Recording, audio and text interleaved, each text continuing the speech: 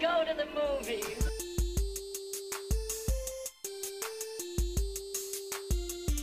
This is the Cinereelists, episode 628. My name is Kyle. My name is James. And my name is Zach. And we're here to talk movies, movie lists, and movie obsession for the next hour or so. We decided to start the podcast just as Zach signed on and caught him off guard. So good job, Zach. Hi, guys. Yeah. I kind of want to do that for real sometime. I mean, the problem is we each record separately, but like, you know, we kind of each drop onto this call. It'd be fun if two of us are ready to go, and once the third one joined, we just started going right away. Sure. But I guess depending on what your definition of fun is, that could be fun. It's, you know, it's like a bad prank. You'll prank. Did either of you do an April Fool's Day prank? No. No, I didn't. Did you? All day long. So my kids love April Fools. Okay. But for them, all that means is they say a ridiculous thing that's not true and then immediately say April Fools. So it'll be like, Dada, there's a bear behind you. April Fools. Wait, do they weigh the beat, or is their comedic timing still not that great? Maybe half a beat. Okay. So Yeah. You don't like turn around and then they say April Fools. They just right away get into it. Yeah. So it's just lying to each other. You got to correct that now. If you want them to be funny, they got to learn early. It's pretty funny. But comedic timing is not. It's learned. It's a subversion of comedic timing, which is it's way better. It's a higher level of what they're doing. It's called anti-comedy, Kyle. Get on their level. I will say, so their knock-knock jokes used to be, you know, non sequitur, like random kind of jokes, right? And now they've learned like the very kiddie knock-knock jokes that are actual jokes, and they're way worse. I mean, it's way better when the knock-knock joke is, you know, who's there, you know, squirrel who, hi. You know, if that's their joke, that's way funnier than, you know, boo hoo. Oh, why are you crying? Do you know what I mean? Yeah, absolutely. Maybe because you've heard all those, so they're not original to you, but like they're fresh to them. Yeah, but that's what I'm saying is like I don't need them to learn traditional comedy because I like the naive stuff. So you should show them like Sam Kinison or something. Like go outside maybe a little Dane Cook, just. Really broad it. I guess Dane Cook's Dane Cook is outside the mainstream. Well, he's not mainstream now, that's for sure. Oh, I don't know. He still does very well. Is he still doing stand-up and things? Oh, yeah, absolutely. Really? He's not, you know, where he was in his MySpace days, but still riding the train from that, basically. Okay. Isn't everyone still doing everything? I mean, like, Guns N' Roses is probably still touring, right? Like, people never give up. Axl Rose sounds terrible. I saw videos of Vince Neil touring with What's Ever Left of Motley Crue. Yeah. And like Vince Neil, he can't sing or enunciate words anymore. It's just like high pitched. It's grunts and and like half wails. And I don't know, like I kind of feel bad for those guys because that's all they know what to do. And they've lost their tools. And then I also feel bad for people who go to that because you're like, oh, I'm finally seeing Guns N' Roses 40 years after the peak. And they're getting Axl Rose, who shredded his voice. Like, he's got no voice left anymore. And it's just some things he's got to let be. Isn't a good, like, quarter of the people that go to that ones that have already been to 80 concerts of them? Yeah, like, but that means for like 75% of them, that's their first experience of Guns N' Roses. Sure. Speaking of April Fools, I don't think I was with you guys, but do you guys know where that holiday comes from? Like the origin of April Fools? I'm going to guess that's a thing. Catholicism. No. Okay. I don't know. April Fools. Somebody told me this. So I don't know how true it is, but from what I understand, at some point in history, New Year's Day was April 1st. And then they decided to shift it to January 1st. I don't know who they is, but somebody at some point in time who was in charge of the calendar was like, let's shift it to January 1st. And so they shifted it. And because it's not, 2024 and everybody doesn't have the internet, it's like over time word traveled that the first day of the year was no longer April 1st. It's January 1st. But if you said Happy New Year to somebody on April 1st, they would call you an April Fool because you hadn't gotten the message yet that the date had moved. Okay. And so thus an unofficial holiday was born. Nice. I don't know how it turned into like pranking people, but I looked it up. There's 4 theories. No one knows for sure. Oh, okay. Was that one of them? Yeah. One of them is when they changed the Julian calendar to the Gregorian calendar. Okay. In the 16th century. Another is a Roman festival of Hilaria, where people would wear disguises and mock each other. Okay. Another was a renewal festival. That doesn't seem the brand. Winter's ending and then the spring's starting. Sure. Where people would just be in good moods. And then the fourth one is from Canterbury Tales. Oh, Chaucer. That guy. There's a cook that is tricked by a fox. And he calls somebody an April Fool in it or something? Well, and he's tricked by the fox on March, when March began 30 days and 2, which some people interpret as April 1st. Okay. Oh, okay. Interesting. I kind of like the idea of the new year starting in April because, it's after winter. It's like, okay, we made it through the winter. We're in spring. It's renewal. It's a new year. I think it's better than starting in the middle of like the darkest part of the year. Sure. I mean, I always assumed that like with all those holidays gathered together, that happened over time because people just wanted longer vacations from work. And so they bunched them together. I don't know. That was my assumption. No, it was decided way before people had I think they predate days. the vacation days. But. Sure. Well, I'm not saying that January 1 moved, although it sounds like it did at some point. More that like Christmas moved around. Again, Christmas is around for hundreds and hundreds of years. Sure. So it was before people had like vacation days. All right. Yes, when you were a mud farmer, you would take Christmas off because you're the week between Christmas and New Year's. Yeah, sorry, no mud farming this week, guys. It is my holiday week break. So I guess January was picked by Julius Caesar to honor the month's namesake, Janus, the Roman god of beginnings. Oh, so because it was named after the Roman god of beginnings, that's why it was picked. Even though the actual beginning is more in the spring. Yeah. Okay. Welcome to the podcast, guys. This is where we dissect. Yes, this is one of many, many dates we will be going over this podcast episode. All right. Origin stories, hot takes. Buckle up for President's Day, everybody. That's going to be a wild one. We're going to dive deep in an 8-hour, 4-part special episode. And then Zach and I are going to pick the best holiday of every month, consensus-wise. But only when I'm out of town. But only when James isn't here. That would be awesome. I would do that. Okay. Welcome to the podcast. We're going to do a list this week that we invented. We invented this type of list. I'm pretty sure nobody has proven otherwise, so we're claiming it. It's our last 10 top 10.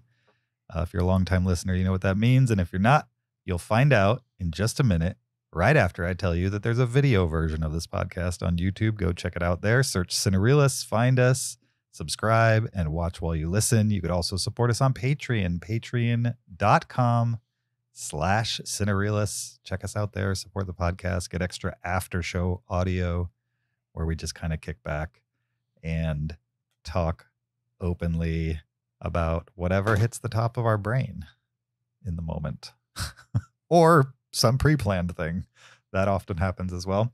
You could leave us an Apple Podcast review. That's real easy, especially if you have an iPhone. A little harder if you don't, but just leave us a little review, 5 stars only. We'd appreciate that. Or send us a listener email, heyguys@cinereelists.com. That email address is in the description of this episode. Send us an email, the comment, question, list suggestion, movie suggestion, any of those kinds of things, and we will discuss it on the podcast on a future episode. You guys ready to get in to our top 10, last 10 for this week? Let's do it. Let's get into it.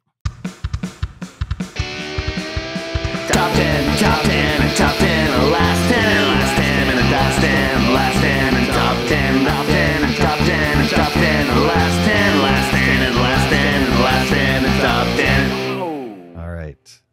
Kyle, why don't you tell the listeners what a top 10, last 10 even is? Sure. It's pretty simple. We each take the last 10 movies we watched and we rank them against each other, 10 being the worst, 1 being the best. Then we go run through that list. You got it. Let's rank some movies. Let's rank some movies. I couldn't have said it any better myself. Perfect. Who wants to go first? I will. My number 10, the movie I liked the least out of the last 10 I saw, was from 2024, and it's titled Ghostbusters: Frozen Empire. Oh. Which I gave a 1.5 on Letterboxd. And it was kind of, that was maybe harsh. I think I was punishing the movie for existing, not because it was actually that awful. Like, I wasn't watching this thinking, oh man, I've made a huge mistake. What a giant waste of time. What am I doing here? What am I doing with my life? You know, these kinds of things when you're like watching a movie in a movie theater that you're actively disliking, which fortunately doesn't happen all that often for me. It's not that I disliked this movie. It just has literally zero reason to exist, I would say, and gave no reason for it to exist, even though it had plenty of time to do that. And by that, I mean, there's just no consequence for the new characters that they introduced in Afterlife that I wasn't all that attached to anyway, but I want something to hang my hat on to care about what's happening on screen. And so they didn't do that with any of the new characters that I didn't care about anyway. I didn't even feel like they tried, like, at all. They just like, it's just a movie about hunting ghosts with like a recycled plot line about New York City getting run over by ghosts because the containment unit can't hold them anymore. Didn't that already happen in a Ghostbusters movie? Wasn't that the plot of number 2? Right. Exactly. So now it's like 30 years later or whatever, they're doing it again. They've got all the old Ghostbusters on board, at least the ones that are still kicking, and literally no reason for them to be there either. Like, at least in Afterlife, there was like a weird nostalgia play at the end where they're all saying goodbye to Venkman, and Venkman's ghost is there. And like, there's like other reasons to get we hadn't had a Ghostbusters movie in the Ghostbusters original universe in a while. There were reasons to have those guys on screen. In this one, they just kind of come back because they need more Ghostbusters. But for some reason, the only Ghostbusters that exist are the original cast and this new family cast. And I don't know. It kind of felt like they should have thrown a couple of the ones from the reboot in just to be like, there's Ghostbusters all over the place type of thing. But they didn't even do that. There's like literally nothing surprising in this movie. And it didn't even feel like they tried to make anything surprising. And I don't know. I was kind of bummed out on it. Sounds pretty disappointing. My number 10. I wasn't hyped for it either. Imagine your hype meter being super low and then they don't even meet that. And you're still disappointed. And you kind of feel like they didn't even try. Sure. You know what I mean? It's one thing to swing and miss. They weren't even swinging, in my opinion. So, sure. My number 10. All right. Well, my number 10, none of the movies on my list that I hate. But my number 10, I didn't particularly care for. It was 2024's Ricky Steni.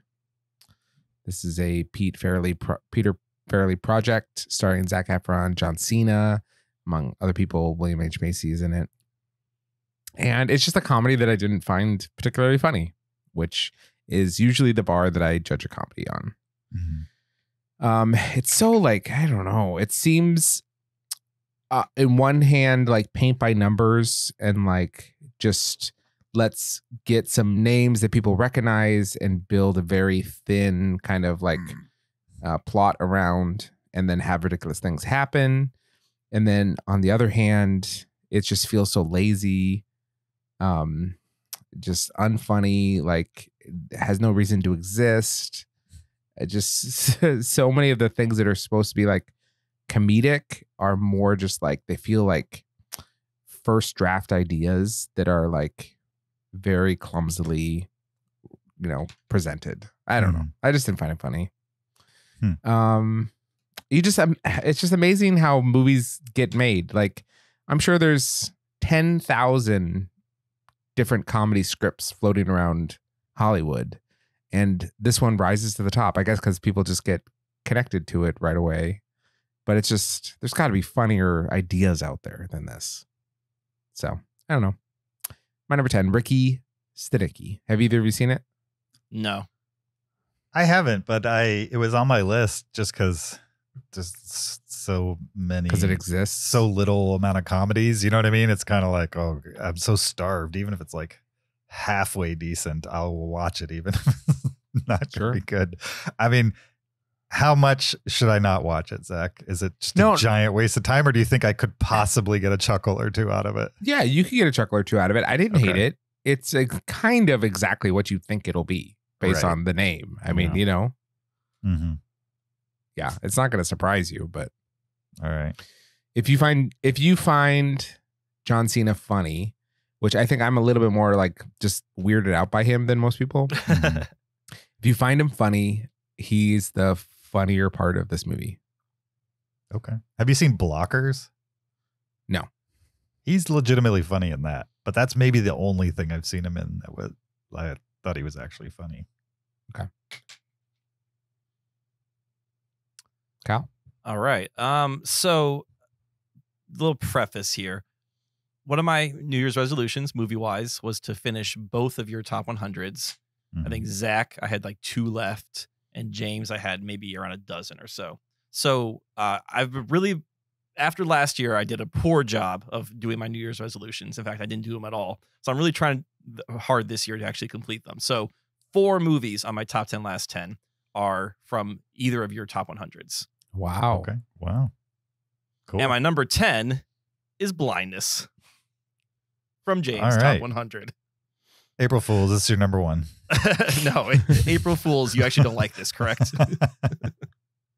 I know both of you have seen this, but just a quick preface for the listeners.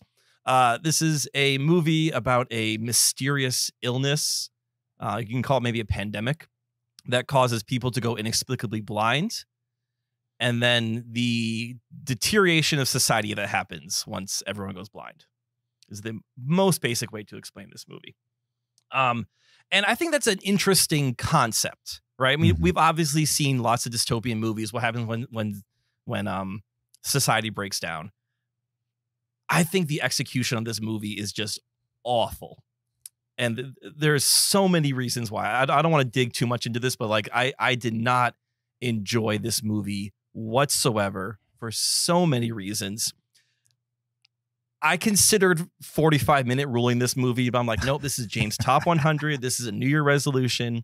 I am going to, at this point, suffer through this movie. But man, I was checking the clock so often throughout this movie, and it just dragged. So that's the one thing. This movie is paced terribly. It's 2 hours long, and you feel all 2 hours of that.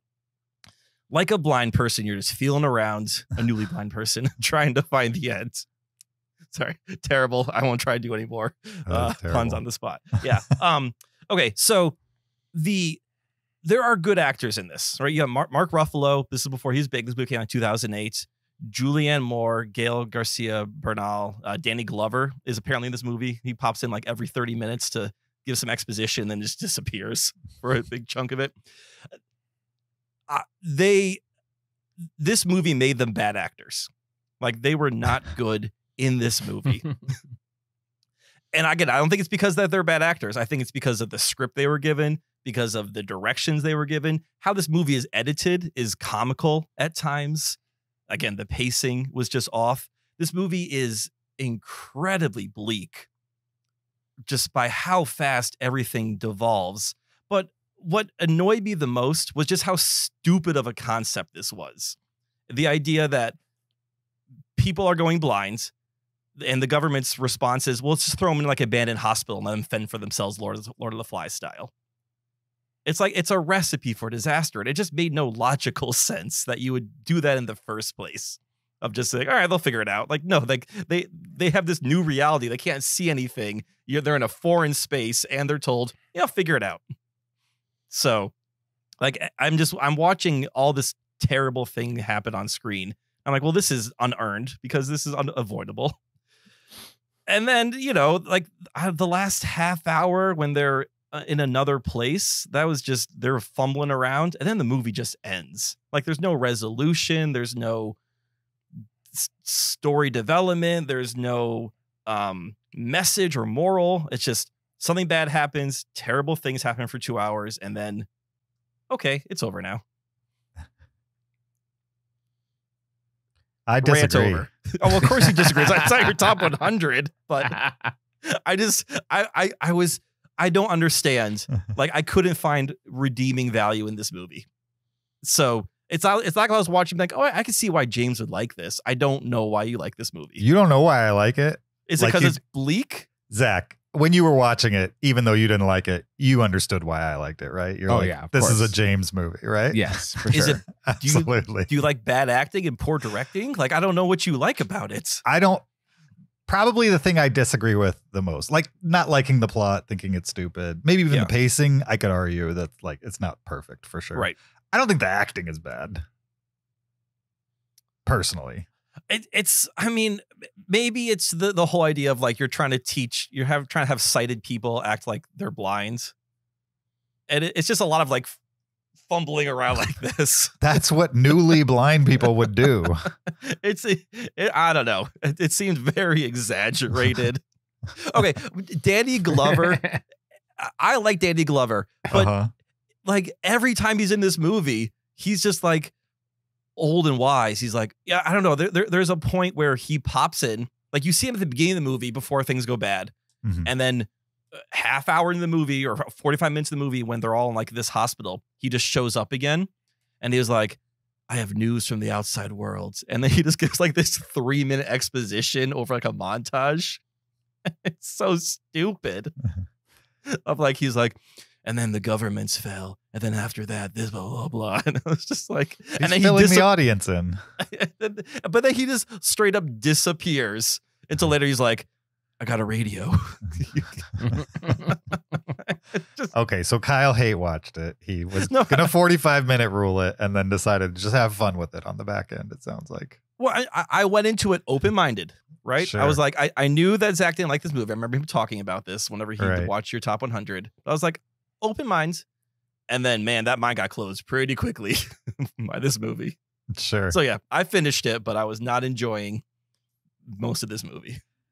I'm just looking at like my activity from friends on blindness on Letterboxd, and it's like 4.5 stars, 1 star, 2 star, 5 star, 4.5 star, 4 star, 2 star, 1 star.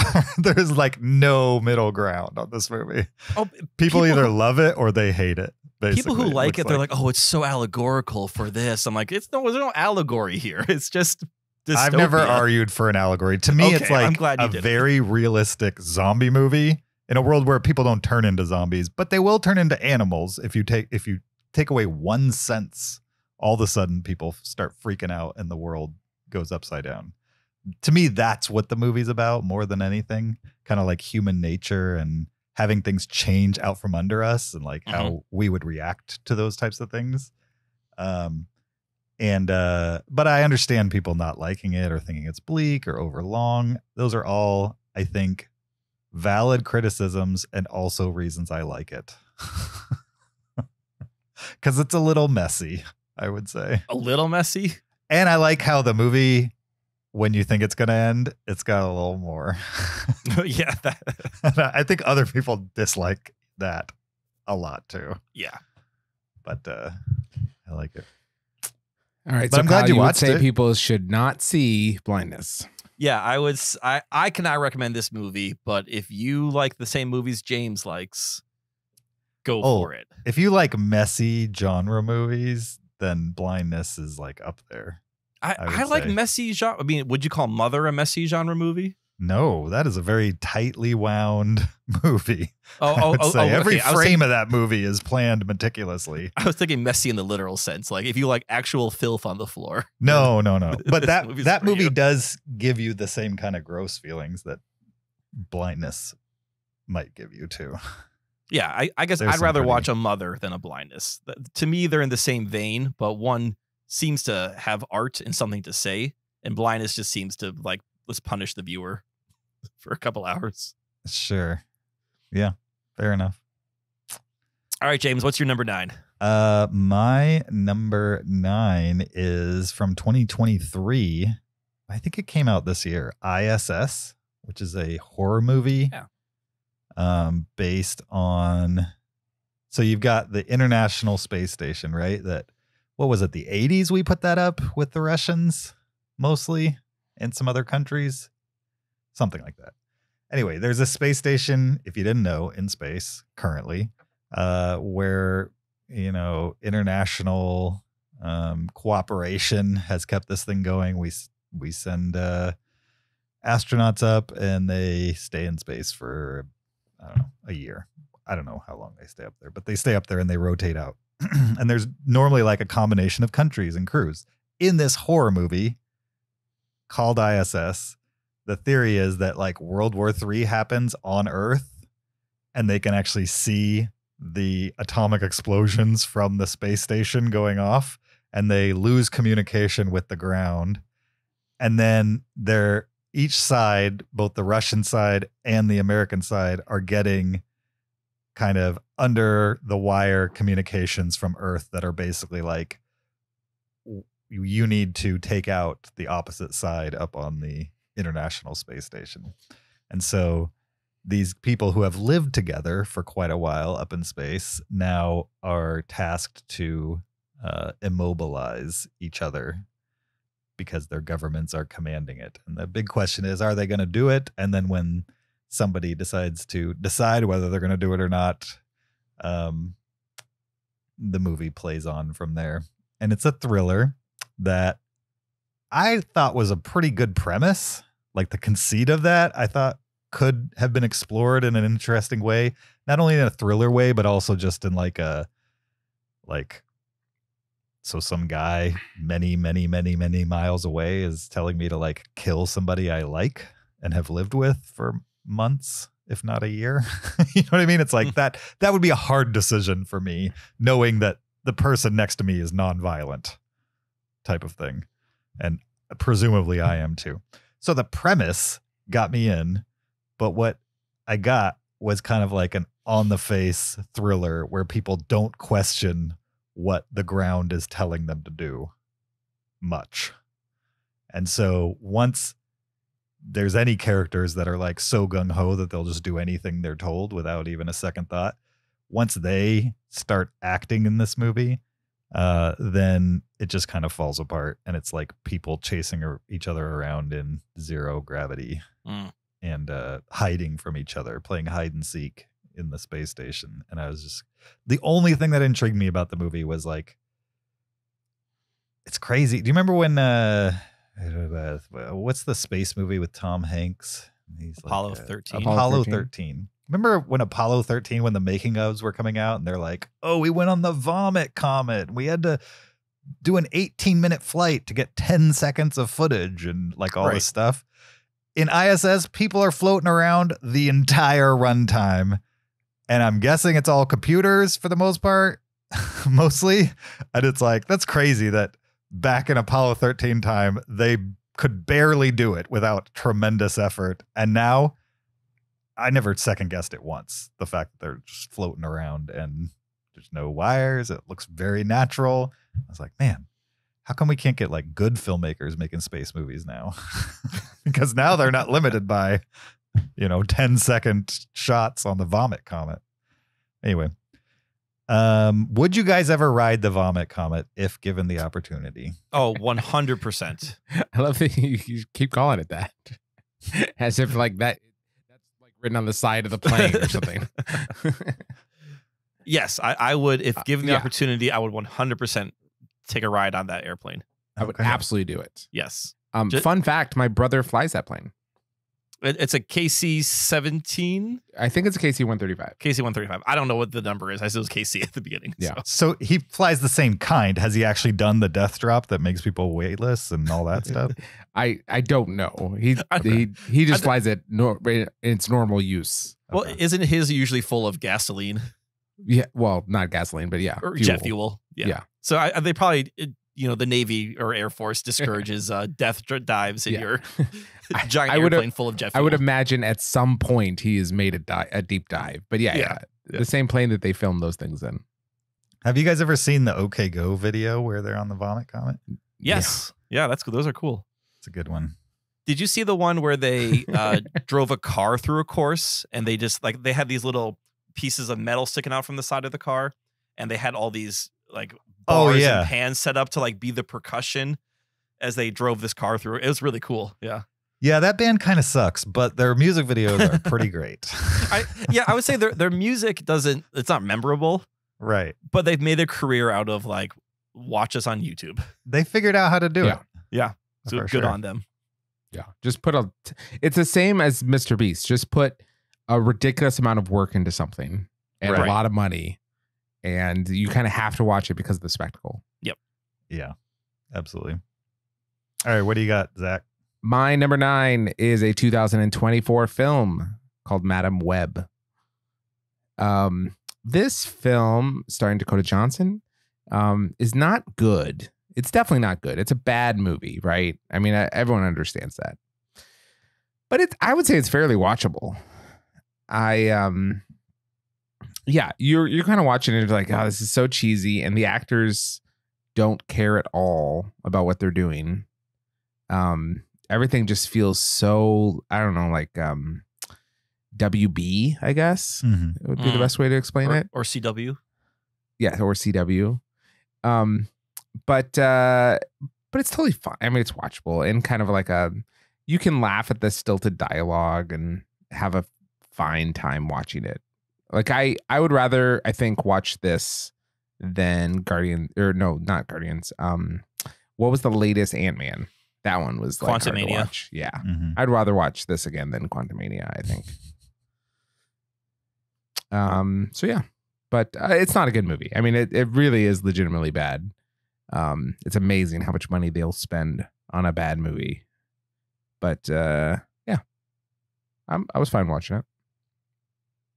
Did you see this in the theater or is this streaming already? Theater. Okay. Are you judging him, Kyle? No. I sensed a little bit of judgment in that question. Well, I just know Zach has such a limited time to see movies. I was surprised that Madam Web is what we chose. There it is. I knew he was judging you, Zach. I knew it. I just had to get it out of him. I'm more curious on the decision to go see this movie in the theater than the movie itself. Mm-hmm. This is a get out of your seat and go see movie. Okay. You know? All right. Judge me, turning it off. Turning it off. What do you got for number 8? Yeah, or 9? That's right. I had to judge you on blindness. I'm just going to judge all your movies you guys this week. Please. So, yeah. All right. That's what we're here to do. Remember? Right. Let's judge some movies. There you go. Save that one. Okay. My number 9 is a 2023 Netflix movie, I think, that I'd never heard of until it was advertised to me and my wife when we turned on Netflix, called The Miracle Club. And this is a movie about 3 women in Dublin in the 1960s who travel to Lourdes, France, because they think that miracles happen there. There's like a a certain pool where an angel or like someone saw, the Virgin Mary at this pool. So then they believe if you go to this pool, a miracle will happen. All these women have reasons why they want a miracle to happen in their life. And when this movie popped up like on Netflix in the little trailer, we saw it had like Maggie Smith and Laura Linney and Kathy Bates. And it was set in Ireland. And it looked like it was kind of maybe a bit of a farce, something kind of funny. And Megan, my wife, she has a knack for really liking Irish comedies. I don't know, like Irish female-led comedies. If she sees a movie that's like that, she's like, "Ooh, I want to see that." So we saw this movie, like, "Oh, let's watch this. It can be good." And it's not very good. It's kind of boring. It's way more of a story about like past trauma and these women having this shared experience and coming to terms with it than it is like a fun road trip movie about three women traveling to France for the first time from their from Ireland to go on a pilgrimage. So there are light moments between Maggie Smith, Kathy Bates, and Laura Linney where you're having fun, but then so much of this movie is bringing up like, dead boyfriends in the past and why are they dead and who caused what death and why people have been driven out of the family. And you're just kind of like, okay, I've seen that movie before so many times about, people trying to reckon with trauma. And this is not doing anything fun with it, or different, I should say, nor is it really fun when it is trying to be light. So it's just kind of a meh movie. It wasn't bad, but it wasn't great either. And I feel catfished by Netflix. Like Netflix knew Megan likes Irish female-led comedies, and bam, that's what popped up on the algorithm right there. So is Laura Linney and Kathy Bates speaking in Irish accents? Kathy Bates is. Laura Linney is not. And there's an explanation for why she doesn't have an Irish accent. Okay. But they're all Irish. The other thing is Kathy Bates and Laura Linney are supposed to be like contemporaries, like they were best friends when they were children. Okay. And there's a good 15 years between them. And so I just had trouble believing that like they were friends back in the day. Whereas Maggie Smith is more, not a matriarch, but she's the older of this group. And I much more believe that Kathy Bates and Maggie Smith are hanging out than Kathy Bates and Laura Linney were hanging out. Gotcha. Yeah. Just wondering why you haven't watched Wild Rose yet. Jesse Buckley, that's why.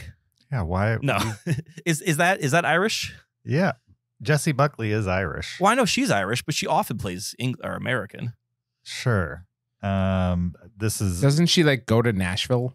This is literally produced by Creative Scotland Film 4 and the BFI. So yeah, so it's Scottish. Oh, yeah. No, we don't. Scottish is different than Irish. Well, I'm just saying. It's not. She's What not are playing you an saying? American in the movie. That's Can we for say sure. British Isles then, maybe? Sure. British Isles. Okay. So a Scottish person wants to go to Nashville. She might be an American in the movie. It's been a few years since I've seen it. It's very possible that she's playing an American in the movie.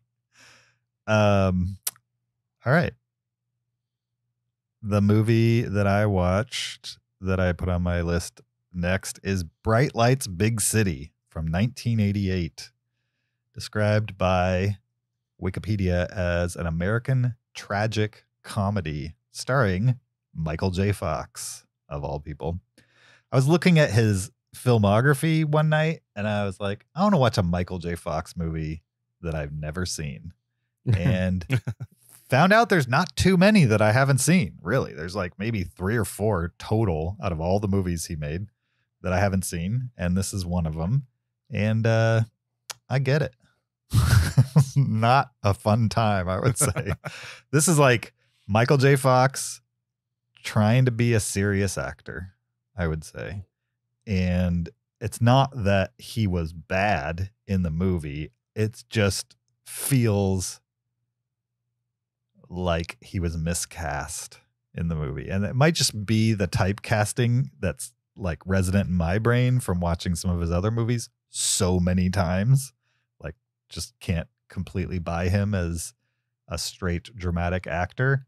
The other part of it is like it feels like he generally has a natural charisma, and in this movie it feels like he's actively trying to damp it out because it probably just kind of comes across on screen. So unless you intentionally try to not be charming or not charismatic, then it's going to come out. And it just felt like he was just trying to be the worst human in this movie.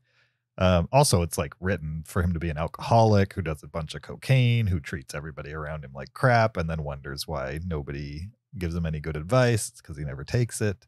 And it's just like a very bleak movie about a writer in New York who, like, everybody around him, he's burned them and he's upset that they won't put up with his crap anymore. And I'm just like, okay, I just want this movie to be over so I can say I saw it.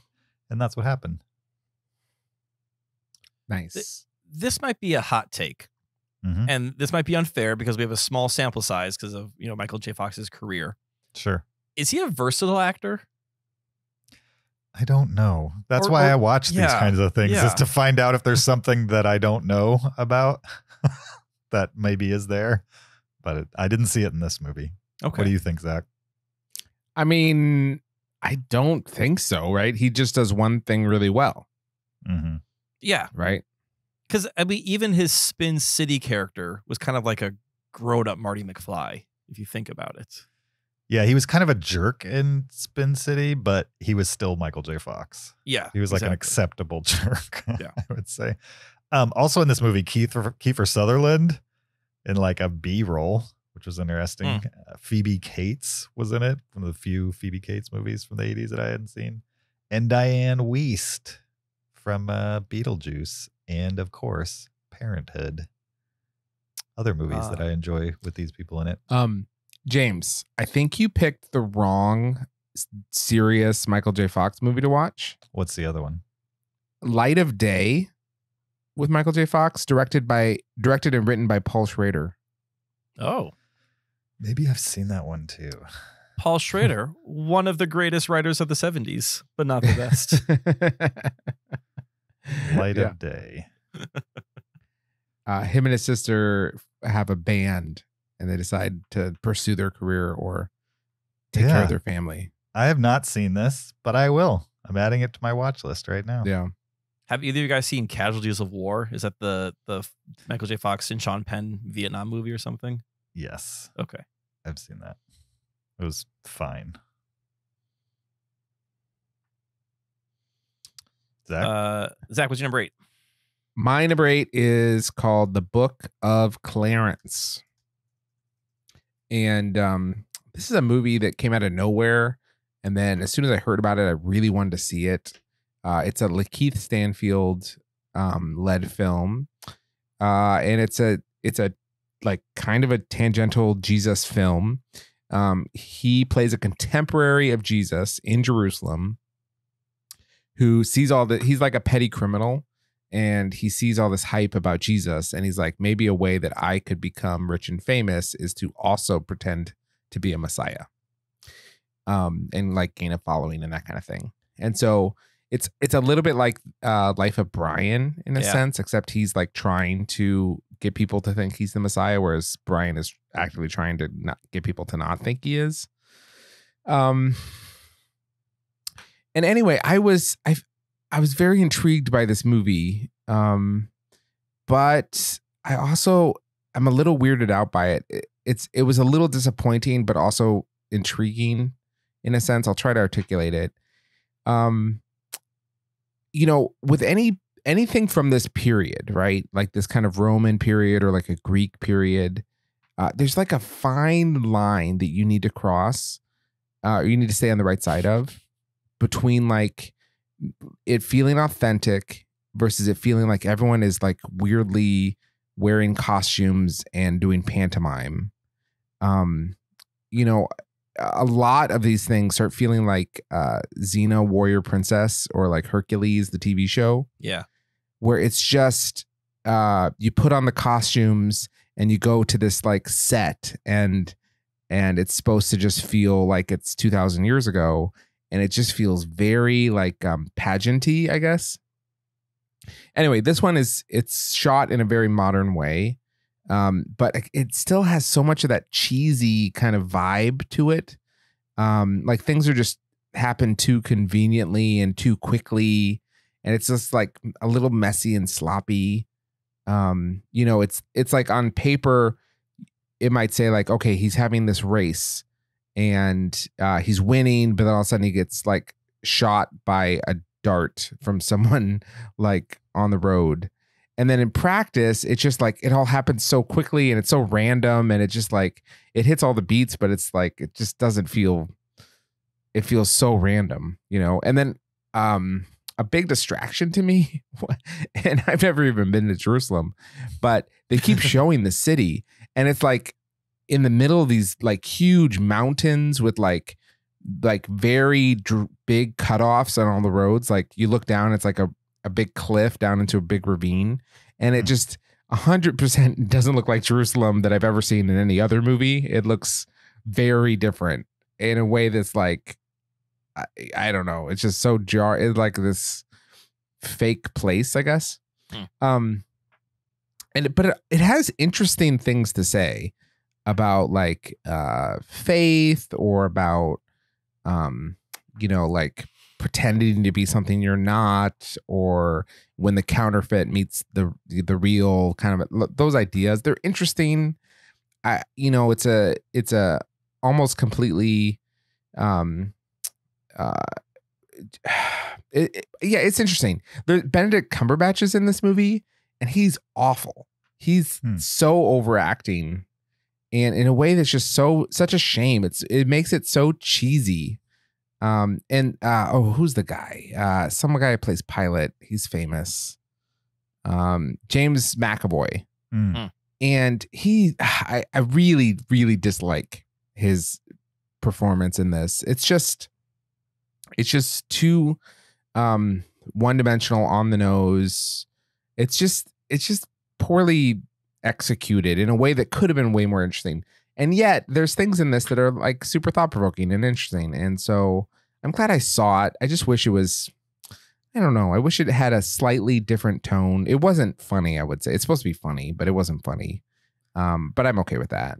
But yeah, I don't know. It's interesting. If it all intrigues you, go ahead and see it. But I don't think it disappointed me for sure. I started it and got like half an hour in and realized that I was just totally uninterested in everything that was happening. And I was like, I think I just need to stop this and pick it back up some other day, because this is not going to get better if I just continue with this watch, because it started off so bad.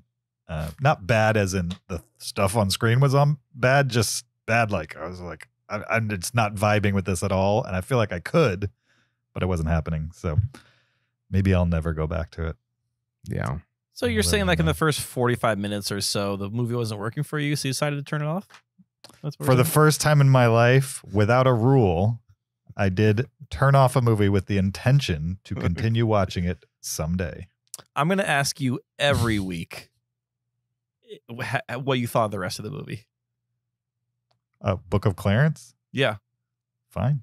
Yeah. I'm going to, like, this is Cinereelists episode. My name's Kyle, blah, blah, blah. James. What do you think of Book of Clarence? What do you think of the rest of Book of Clarence? I'm finishing it. I'm like, okay. We're gonna see how I just long revealed I might never watch it. Because I know. And which sounds like you've instituted a 45-minute rule here. I didn't institute anything. I don't have a rule. You made a choice. Rules are just choices we continue to make over and over again. Sure. Okay. But the first time, I'm not sure that's a rule. I think that's the opposite of what a rule is. Right. You're right. That's true. As I said it, I'm like, wait, that's not what a rule is. Sorry. A credo is a choice we choose to make, or I don't know, an ethos. Sure. All right. My number 8 is another Netflix movie, a Netflix kids movie. In fact, not the only kids movie on my list, but also the only kids movie on my list. And this is Zach gets it. Zach gets it. So, man. And this is called Leo. This is a Adam Sandler animated movie where he plays a iguana who's like a classroom pet.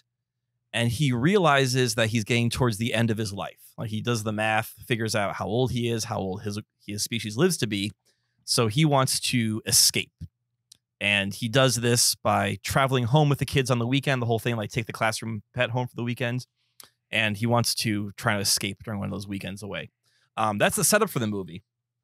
But in this movie, he's a literal talking lizard, not like animals talk. Like he can speak English that humans can understand.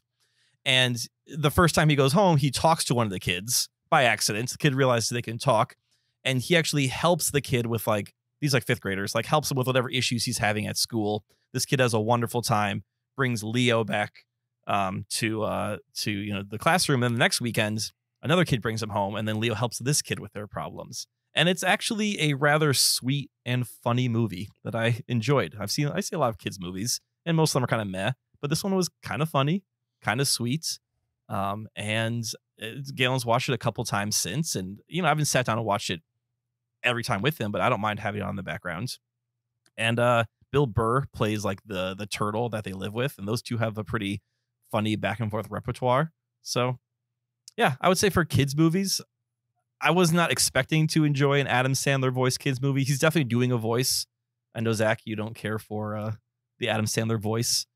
But this movie kind of worked for me. Kind of fun. And Julia and I watched this and we both hated it. You hated Leo? Yes.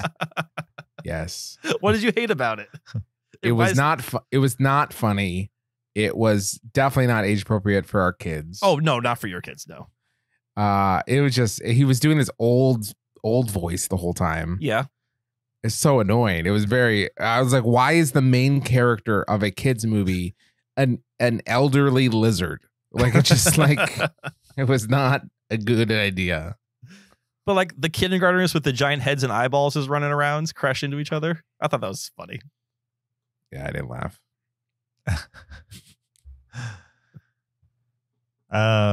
Okay. I guess I'll pass on that one. I had it on my watch list. James, considering the fact that you don't have like a 4 and 6 year old or something, right? There's no reason to watch it unless you do. No, but you're not gonna be like, oh, wait, this is inappropriate. Like you could just enjoy it for yourself. Sure. But would I? That's the question. You like Bill Burr? Not really. Oh, okay, then probably not. I know a lot of other people do, but I could care less about Bill Burr. I don't know. Something about him. I think it's the Boston thing or wherever he's from. Yeah, he's from Boston. Yeah. Like the arrogance. What's wrong with that? I'm just remembering parts of this movie, and it's just so annoying. Like what? There's a whole thing about him trying to figure out how old he is. Yeah. And so it's just old Adam Sandler voice being like, do you know how old I am? What age am I? Where's I don't know how old I am. Right. And it's just so tedious. And he has to go talk to like the classroom pets in 3rd grade because they do addition and subtraction. Because in 5th grade, they don't teach that. In the old lizard voice. It's so silly. I liked the lizard voice. As animated movies go, Zach, what's better? Leo or 8 Crazy Nights? Leo. All right. It's a good barometer. It had some interesting animation. Okay. It's directed by Robert Smigel. Is that a reason to watch it, James? In fact, he's one of 3 directors. Triumph, the insult comic dog. Yeah, and TV Funhouse on SNL. Sure. Ace and one Gary. of 3 directors. I mean, it's an animated movie. That's not entirely animated movies uncommon. often have multiple directors. Right. Yeah. Like all those Disney movies had multiple directors. Mm-hmm. All right. My James, number 7 is a 2024 movie. Hopefully Kyle won't judge me too hard, but I also saw Madam Webb in a movie theater. Well, yeah, you've got like unlimited time, so I'm not judging how you use your time. Go for it, James. You only judge Zach by how he uses his time. Exactly. I generally agree with Zach that there's not too much offensive here. Perfectly watchable movie, kind of a throwback to like a, early aughts superhero movie where they're almost entirely self-contained, no real references to anything else existing in the comic book world, and kind of just a beginning to end origin story about somebody, and nothing super, amazing about it either. Just kind of plainly told. I did like the big old Pepsi sign sequence at the end. For some reason, I was like, this is kind of cool. I like this, that it's like kind of low stakes in that, you know, it's not going to get much bigger than how big they went. And some of the stuff that people pick on this movie for and like call it bad are like kind of the charming things about the movie. Like if you removed those things, you'd really have nothing here for the most part. Sure. But the fact that they're there kind of makes it a fun watch more than anything. Yeah,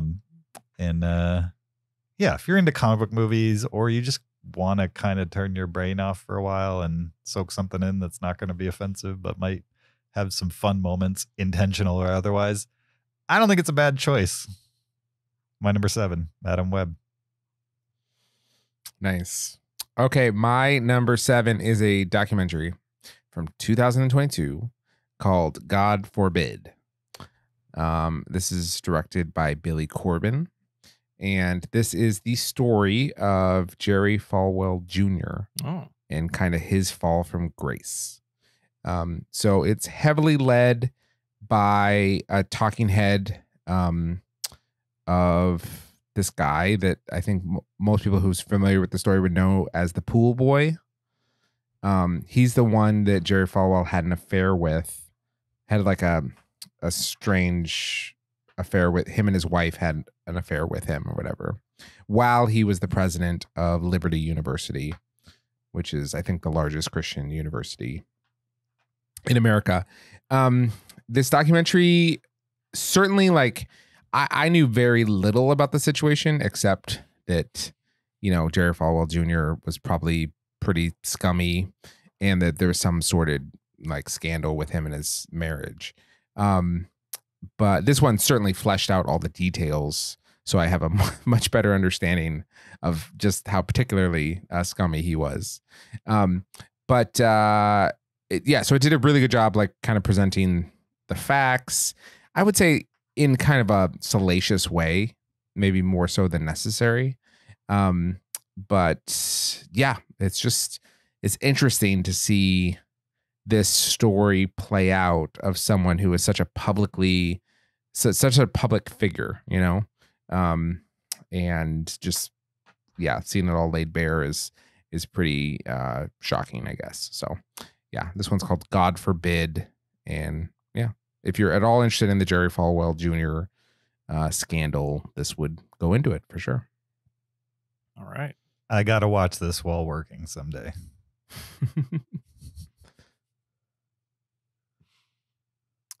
I don't want to talk about Jerry Falwell Jr., so I'm just going to move on. All right. I don't want to get into it on him. So, my number 7 is also a kid's movie. It's definitely not for kids, however. This is 1995's Kids. Also on James' Top 100. Mm-hmm.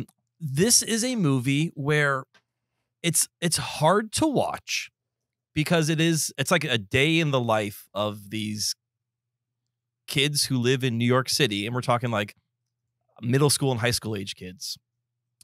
And they do some pretty depraved stuff, even for adult standards. It's not like, oh, they're acting like adults. Like they're doing illegal stuff. They're doing some gross stuff. And they're kind of these kids who are sort of just off the leash and they do what they want, right? There's not a lot of parental involvement. They're definitely involved in drugs and sex and other things. And it definitely depicts challenging things. It's a challenging movie to watch, but I never wanted to not watch it, if that makes any sense. Right. Like it wasn't like Blindness where I was like, okay, when will this be over? Like I was intrigued by where this story was going the entire time, even though some of the things I was seeing on screen were not fun to watch, and especially to see children doing these things was also not fun to watch. But I mean, it's like a lot. It does. There are some what became well-known names, and like Chloe Sevigny and Rosario Dawson are in this, but this is some of their first roles. And then the rest of the kids are first-time actors. A lot of them are non-actors. And there are some very naturalistic performances. And I was, charmed by some of these actors at times and interested in what they're doing. I found it very believable. Like, this is very cinema verite in a sense, where you're like, maybe this is just a camera following this guy around for a day. So yeah, it's a weird movie to like rate and to talk about because it's a challenging movie, but I think it's a challenging movie that is done well.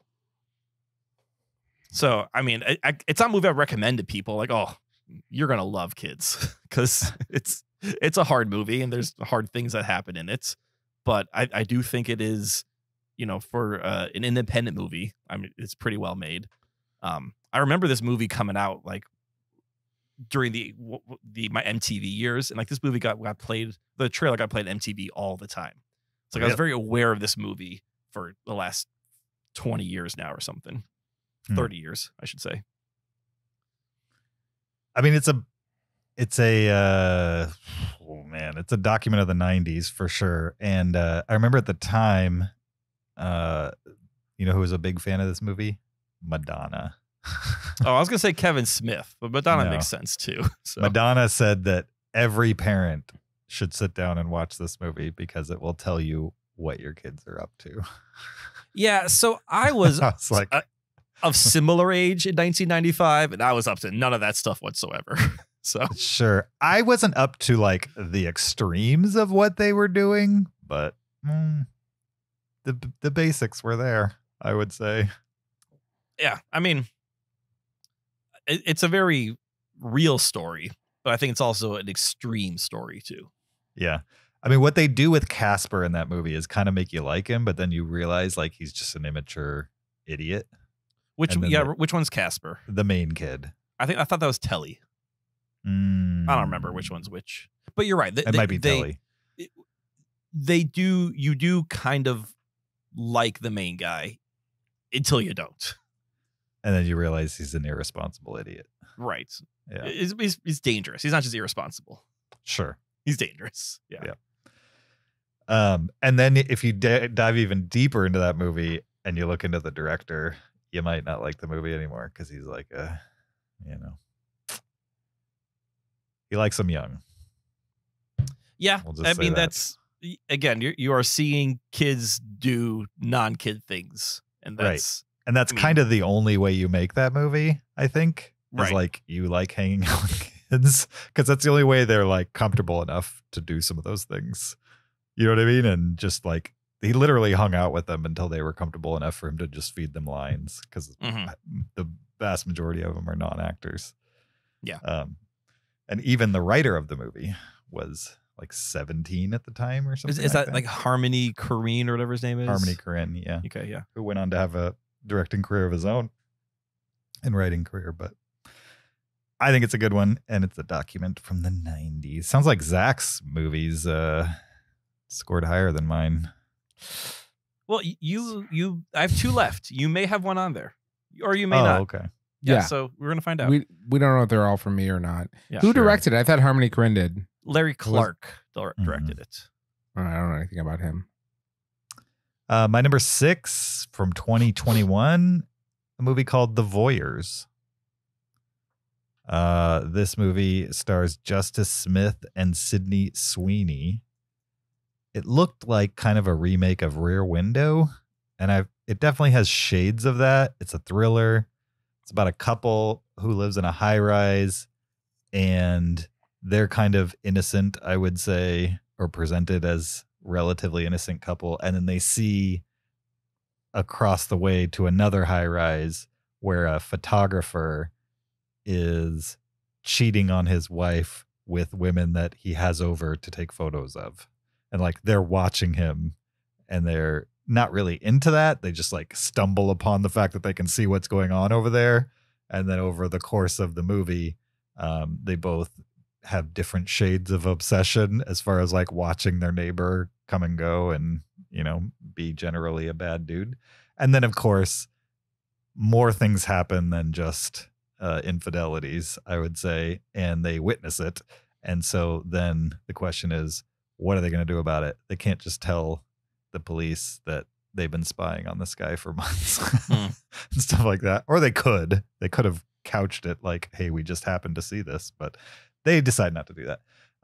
And it's a thriller. It was all right. I enjoyed it. I was expecting Rear Window. It had shades of that, but also wasn't that at the same time. And I thought Justice Smith was kind of accidentally hilarious in this movie, for sure, as like a guy who was not very comfortable in his relationship. Like he kept saying things about how out of his league Sydney Sweeney's character was, and her name was like Pippa, which seemed like such a weird main character name. Like Pippa. I'd never heard that name other than like Pippi Longstocking or something. It just feels like a very old-timey name that people don't actually have. But her character did in this movie. And yeah, I enjoyed it. But it's kind of a middle of the road, direct to streaming thriller. Nice. Okay. Well, my number 6 is another documentary called Quiet on Set, The Dark Side of Kids TV. It's kind of a TV miniseries, but I'm including it. And this is about, Nickelodeon and some of their kids programming, and specifically the guy who kind of like ran it, was the showrunner for a lot of these shows and like very much involved in the whole production. Right? Dan Schneider. Dan Schneider. Yeah. Who I'd never heard of before until I started watching the documentary, and I realized he was one of the actors in Head of the Class. Really? Which was a TV show that I totally watched, and then I absolutely remembered him from that show. Did you ever watch Head of the Class? Which one was Head of the Class? That's the one that had like a teacher and a bunch of students, like smart genius students. I don't know if I watched this one. In later seasons, it had like that Scottish actor. He was the teacher. Craig Ferguson? No. The one with the wild hair. I forget his name. Wow, he's also the neighbor in Better Off Dead. Remember that movie, Zach? I do remember that. Yeah. The guy with who's the French exchange student is like living with him, and he's like kind of the nerdy guy who lives with his mother. That's totally going to ruin that movie for me now. Yeah. Thanks. I'm trying to figure who this Scottish actor with crazy hair is you're talking about. Yeah. If you go to IMDb, he's like the first thing you see in the video. Oh, is it Billy Connolly? Yeah, Billy Connolly. From Lock, Stock, Two Smoking, not Lock, Stock, Two Smoking Barrels. What's the other one? About the two brothers. Yeah, well, whatever. Anyway, yeah. Billy Connolly. Yeah. Anyways, so I recognize that I did know him from that TV show, which I used to watch. Boondock Saints. Yes, Boondock Saints. There you go. Anyways, so here's the thing about this documentary is I never watched any of these shows. This is kind of after my era, so I wasn't really familiar with any of them. And they spend quite a bit of time on who's that actress? Amanda Bynes. Amanda Bynes. They spent quite a bit of time on Amanda Bynes. And she's also someone that I never really thought too much about. So I was pretty I had a safe distance from this subject, I would say. But I still thought it was an interesting documentary, and it certainly did a good job of painting a portrait of this guy just being a scumbag.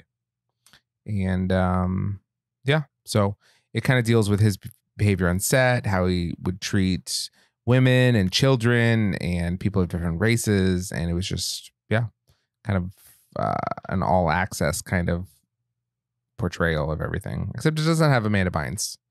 But other than that. So, yeah.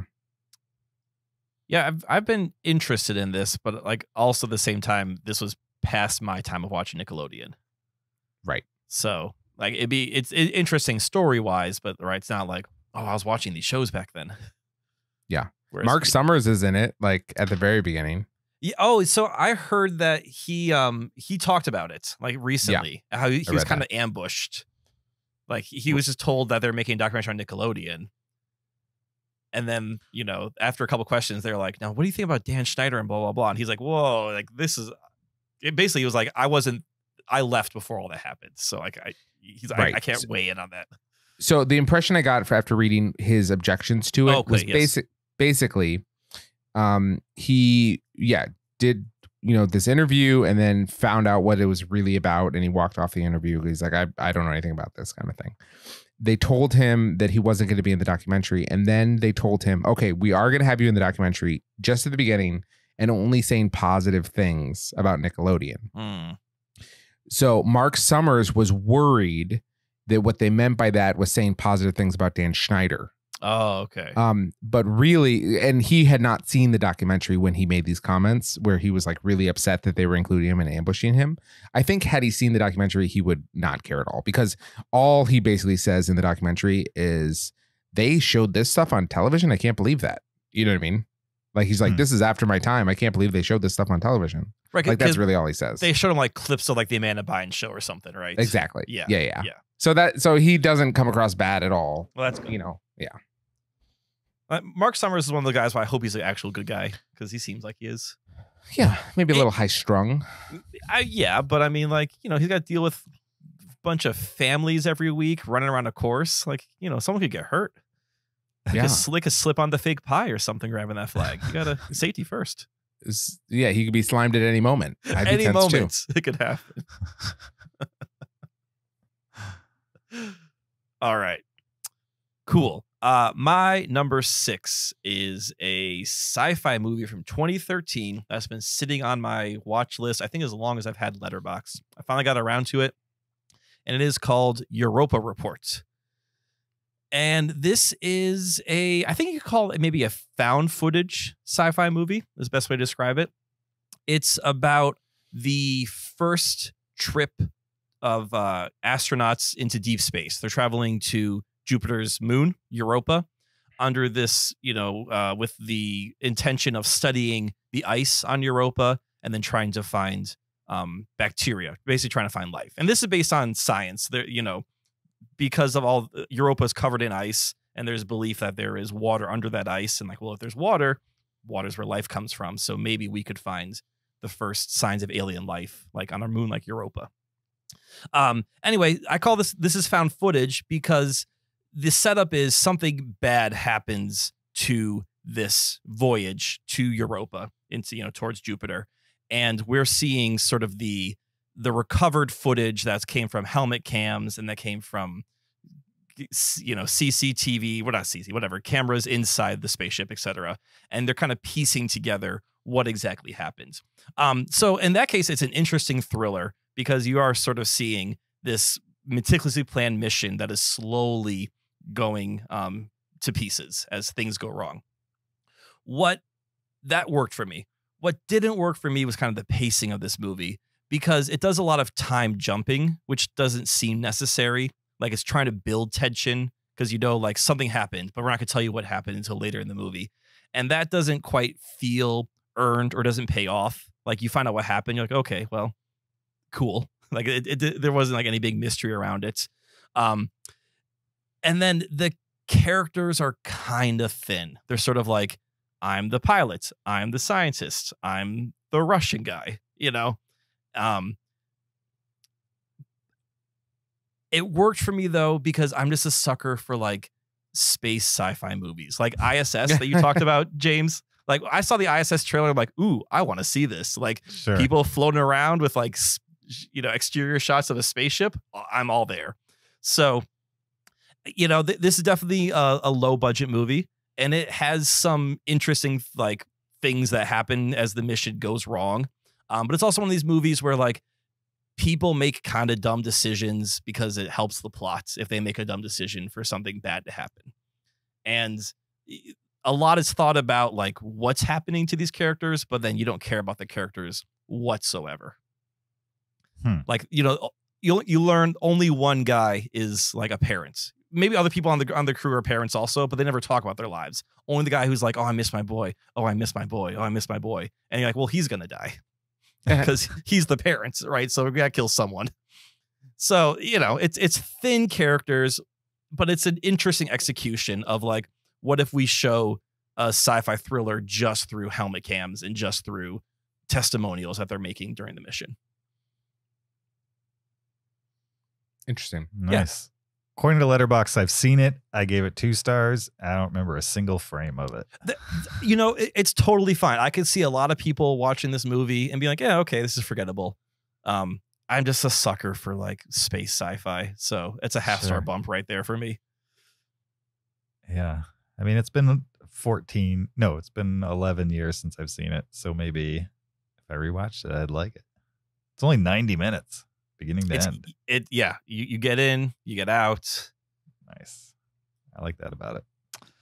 All right. We're halfway there with my number 5 from 2024, another theater movie. This is Drive-Away Dolls, which is a movie directed by Ethan Coen.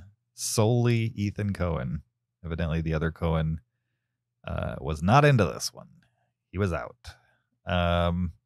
It's written by Ethan Coen and Trisha Cook, who I believe is Ethan Coen's wife. Yes. Since 1993. Longtime wife. And the movie is about these 2 women who are LGBT but not into each other. They're like just friends basically, and they go on a road trip from north to south. They have to end up in Florida somewhere. I forget where they started. Doesn't matter.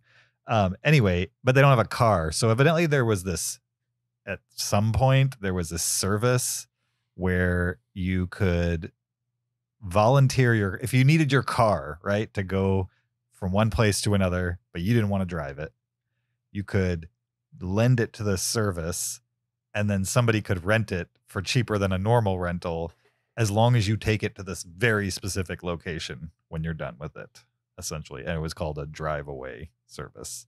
And so they rent a car through this drive-away service. Little do they know that there's something in the trunk that they're transporting that's very valuable, and they drive away with this car, and then meanwhile some bad guys are like, where'd that car go? And then they're chasing the car, and it's like a wacky road trip romp, I would say. And I enjoyed the movie for the most part. I think it's mostly like the performances than like the actual plot, because there wasn't a whole lot going on from a plot perspective. Felt like a lot of other movies mashed together. It also felt like not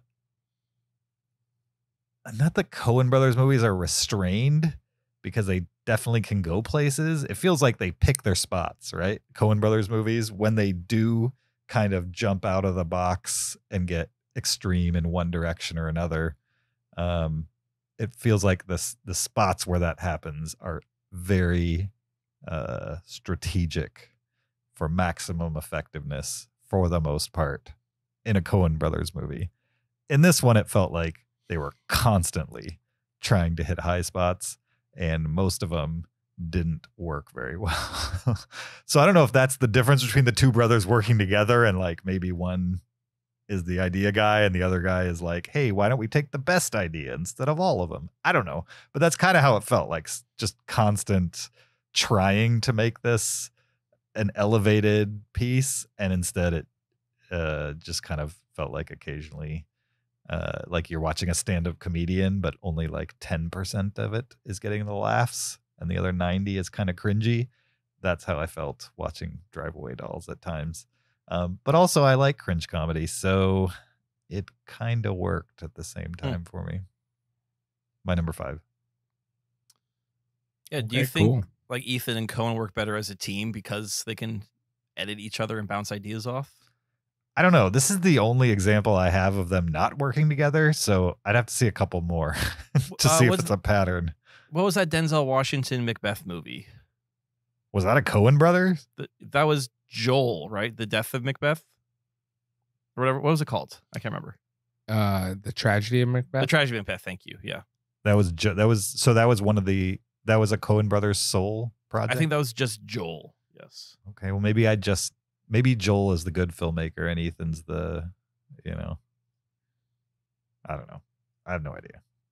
Yeah, like I know they're both usually credited as writer director together, but I was always under the impression that Joel did more of the directing and Ethan did more of the writing. Like they still collaborated, but interesting. And they just gave each other both credit because they didn't want to fight over it. It could be because it's a collaborative thing. Like, you know, it may not be 50-50, but they still collaborated on directing and writing together. Sure. I could see it. Cool. Okay, my number 5 is from 1991. It's the movie Homicide, written and directed by David Mamet. I sought out this film because I wanted to watch a David Mamet movie. And the reason is because of movies that are later on in my list. But David Mamet has always been a writer that I've been interested in. I think he's has a very unique, recognizable style. Anyways, I hadn't seen Homicide, and it looked like this kind of gritty crime movie. I mean, it's called Homicide. And so I sought it out. It stars Joe Mantegna and William H. Macy. And this movie is, man, an artifact. It is not a movie that is necessarily aged well. It's very racist against, well, I don't know what it is. I don't know what its statement about the Jews is, but it's a movie about the Jews. And Joe Mantegna plays a Jewish police officer. And he starts to uncover some like underground crime. And what he learns through the course of things is that there's this underground anti-Semitic movement, right, to like exterminate the Jews in New York. And there's also an underground militant Jew network to like protect themselves, kind of a thing. And it's like this hidden secret war going on where both of them are outside the law. And so he has to reconcile the fact that he's Jewish, but also like doesn't want to condone these like, you know, bombings and murders that the Jews are doing in order to like protect themselves. And they think he's a bad Jew. And it's just very racial on this movie, surprisingly so. And it's certainly absolutely interesting because if you're familiar with David Mamet's style of writing, he's one of those writers where he is trying to like, I don't know, reach some sort of like transcendent kind of style by writing in a way that both people have never talked ever and also is supposed to mimic how people actually talk. And so it's this strange style where people are constantly repeating each other and like restating the same things over and over and having these kind of inane, confusing conversations. One character will be like, did you go to the store? He's like, did I go to the store? Yeah. Did you go to the store? Yeah, I went to the store. Okay. So you went to the store. You know, like people have those conversations constantly throughout these movies. Anyway, it's super intriguing. It's like no other movie I've seen just because how odd it seems, especially watching it in 2024, because how unapologetically it is about like these like racial tensions in New York. And, you know, people are just epithetting each other constantly. And it's just odd. But I enjoyed watching it. And William H. Macy is great in it. I think he's low-key one of my favorite character actors. He's great. And he's really funny in this. So yeah, I would recommend Homicide, but it's a little crazy. It sounds a little crazy. Yeah. I thought this was going to be a Harrison Ford movie at first. Oh, that would have been great. That's Hollywood Homicide. That one's bad. Yeah, this one's deadly serious, but with like funny dialogue. Nice. All right. My number 5 is a Oscar-nominated 2023 movie called The Color Purple. This is an adaptation of the Broadway musical. That's an adaptation of the Alice Walker book of the same name. Movie has also been adapted by Steven Spielberg, like in the 80s. But this is sort of a different interpretation of it. This movie is the story of a black woman in the South named Celie, and she just faces a ton of hardships in her life. She has an abusive father. She gets married off early to an abusive husband. She's trying to make a life for herself while dealing with all these things, and also just trying to find the beauty in the world. So it's definitely a tough story to watch, but it's really well acted movie. Celie is played by Fantasia Barrino, who I've never heard of before, who I guess is both like a pop singer who had hits in the 2000s and must do some stuff on Broadway. Are you familiar with Fantasia Barrino, You've never James? heard of Fantasia Barrino? No. Should I have? Did you not watch American Idol in the early years? I never watched American Idol. I've never watched a single episode of American Idol. Was she on that show? Swine. What? Wait, is this like one of your stands? You're like, I will never watch an episode is this of an American Office stance you've got going on? I was never huge into reality TV in the first place, and definitely a singing competition was not my jam. So, The Office is one of the best reality television shows on the air. So, okay, yeah, Zach, I was a instrumentalist. If they had like American tuba player, I would have been there. You'll never know. Nobody else would have been, but you'd have been. But there. I would have been there. Make niche art for me.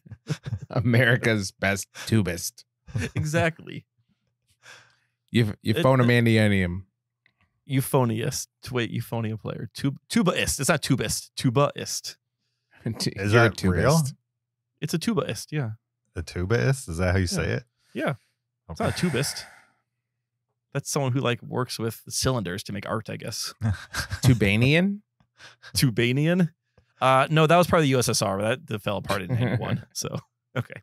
Anyway, so yeah, the performance in this movie are really good. American Idol contestant Fantasia Barrino is good as Miss Celie. Taraji P. Henson is like one of her friends. Oh no, Taraji P. Henson is like a nightclub singer. She's a lot of fun.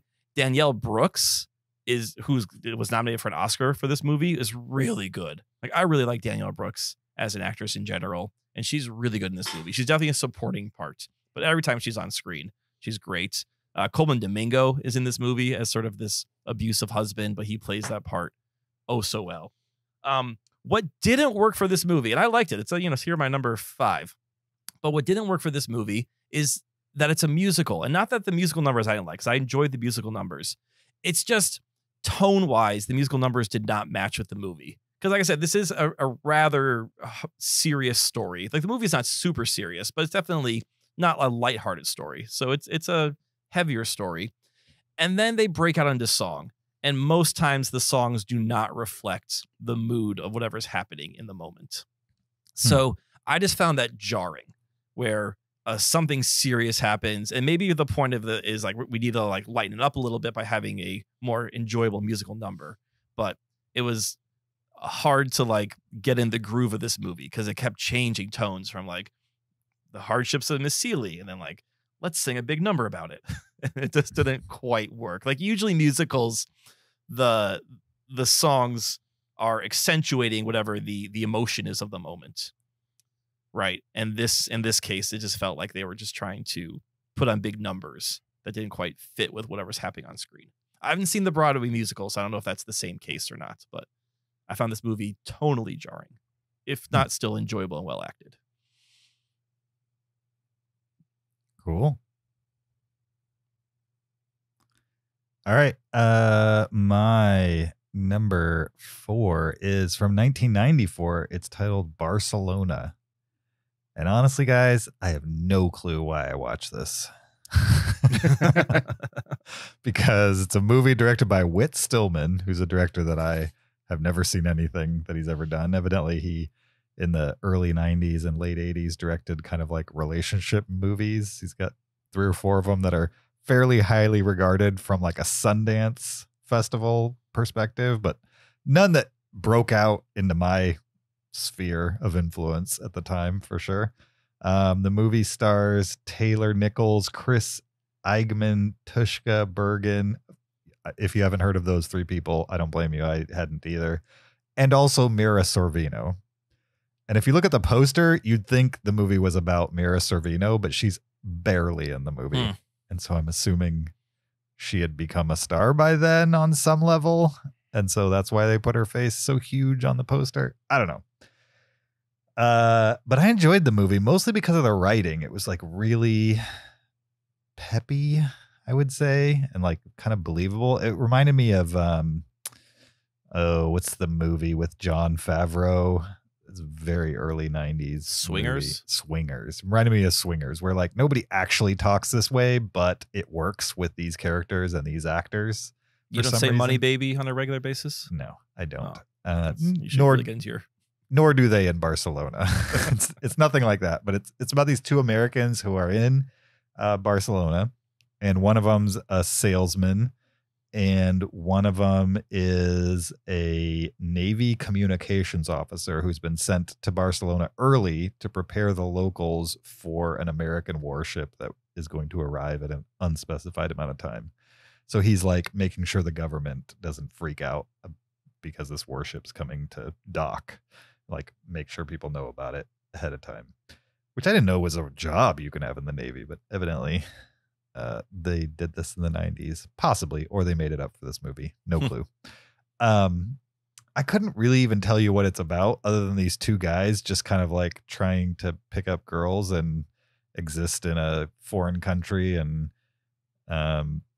constantly fight with each other because they know each other so well. They've been like best friends for quite a good bit of time.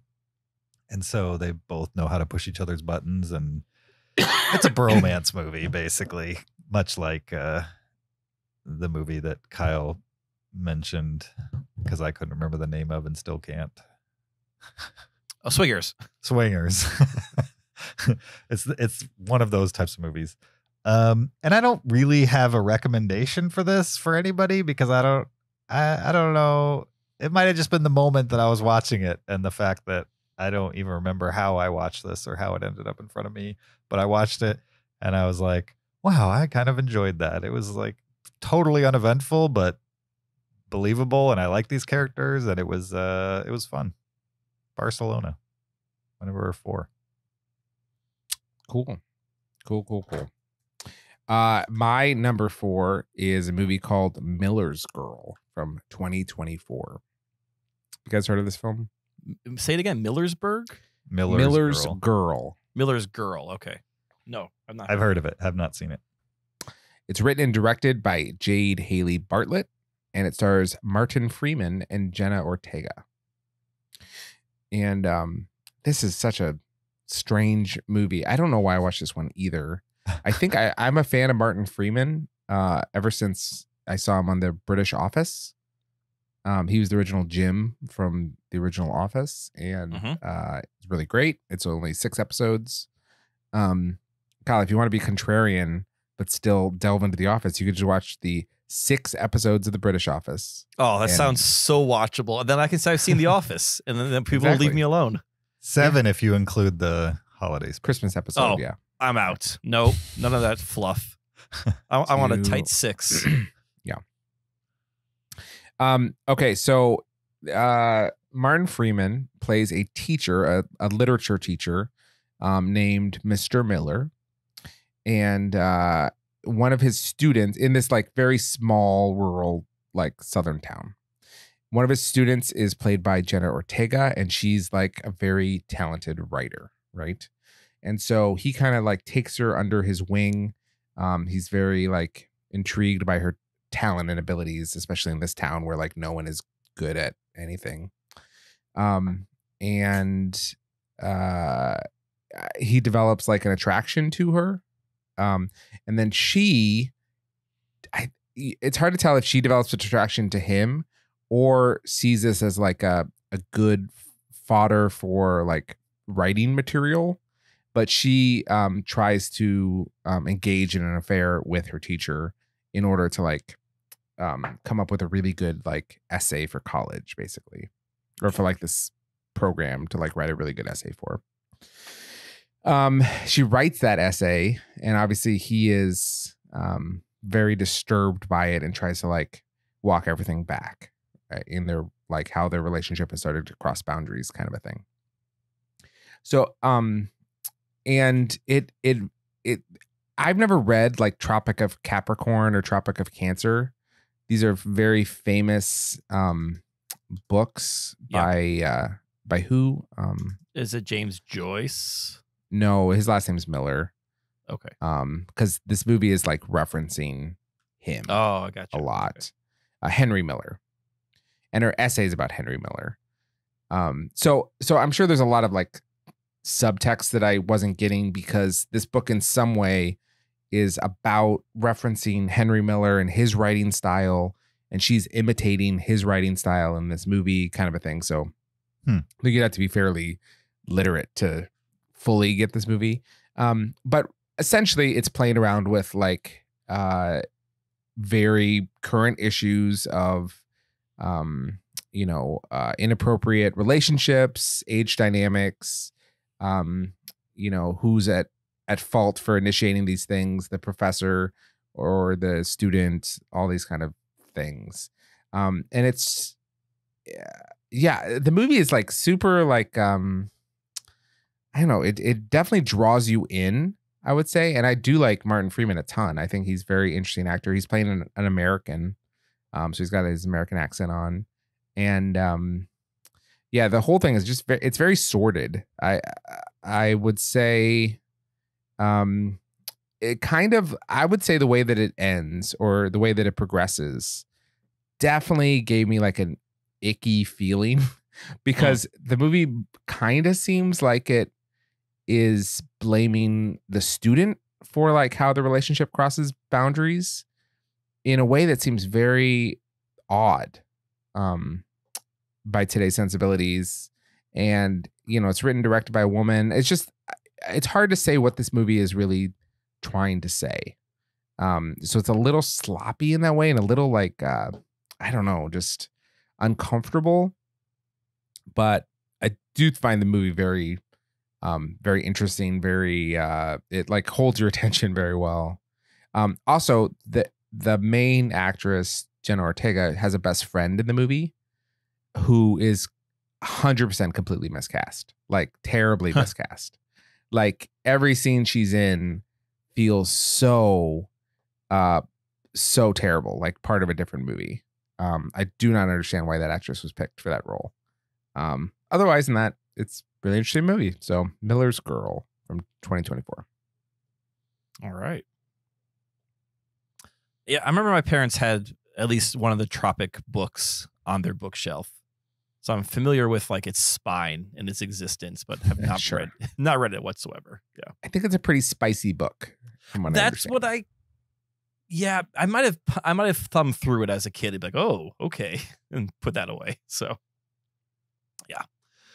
All right. My number 4 is another 2023 Oscar nominated film. Actually, I think that this is an Oscar winning film, and this is American Fiction. This is the movie starring Jeffrey Wright, and he plays a author who's I think he writes books on Greek literature and or Greek history, things like that, antiquity, and he's not really a great selling author. And then he, as a joke, based on like other experiences he has in the industry, writes a autobiographical book in quotation marks from the perspective of like a convict who's lived on the streets, and he tries to make it as unpalatable as possible. And of course, it becomes a huge smash. And every step he makes to try and point out like how ridiculous this book is, just makes it even more and more popular. I really liked the title of the book that he gets to at one point. James, you've seen this, correct? What was the name of it? American Fiction, the Jeffrey Wright movie. Yeah. Zach, have you seen this one? Just the first 5 minutes. I really that's right. it. Yeah. You 5-minute ruled this one. So I really enjoyed it. I know. I remember you telling this story. But yeah, James, remember at one point, like he doesn't want the book to get published, so he suggests a title. Right. And the publishers are like, let's do it. Let's go for that. Yeah. Right. Yeah. So this is definitely a satire of like the public, and I say specifically like what the white public expects from black creators and like what the public expects black stories to be. Not only expects, the only ones they'll accept. Exactly. And some of the satire is kind of on the nose, but I think that's sort of the point of this movie, where I think the movie it's a little meta on itself, where it's trying to say like, we're going to satirize what the white public will buy from black creators, but we're also going to make it in the way that's the most obvious and palatable for the white public to consume. And I think they were in on the joke. Like, I don't think this was a movie where like, let's just make it sanitized. Like, I think the creators were sort of in on the joke as much as the satire is in the movie. I believe the satire is also on the audience. That's supported by the ending. And I don't want to get into the ending, but James, we could say the ending is kind of meta, correct? I don't know what you're talking about. It probably is, and I just don't remember. Okay. The ending is Charlie Kaufman-esque is probably the best way I could describe it. Okay. And the fact that like the whole time I was watching this movie saying like, I think this movie is kind of a trick on the audience. And then it gives you this ending that kind of confirmed for me that this movie is very clever, where it's a satire at multiple levels. It's also, in what I did not expect from this movie, it's also a good like family drama, because at the same time that Jeffrey Wright has this whole story of this, this joke he created becoming his legacy, he's also dealing with his aging mother who has dementia, and his brother, played by Sterling K. Williams, who's a bit unhinged, who just doesn't kind of want to participate in the family. He's living his own new life, he's discovered. And that's just compelling and interesting in its own right. So the movie kind of cuts between those two stories, and they're not quite related to each other, but they both work. And I enjoyed both of them. And I think it's because Jeffrey Wright's your central character between both those stories, which makes it enjoyable. So yeah, Zach, I would really love for you to finish this movie. And I mean, let us know if you got the same sense. Like, this movie is both satirizing itself and the audience that's watching it.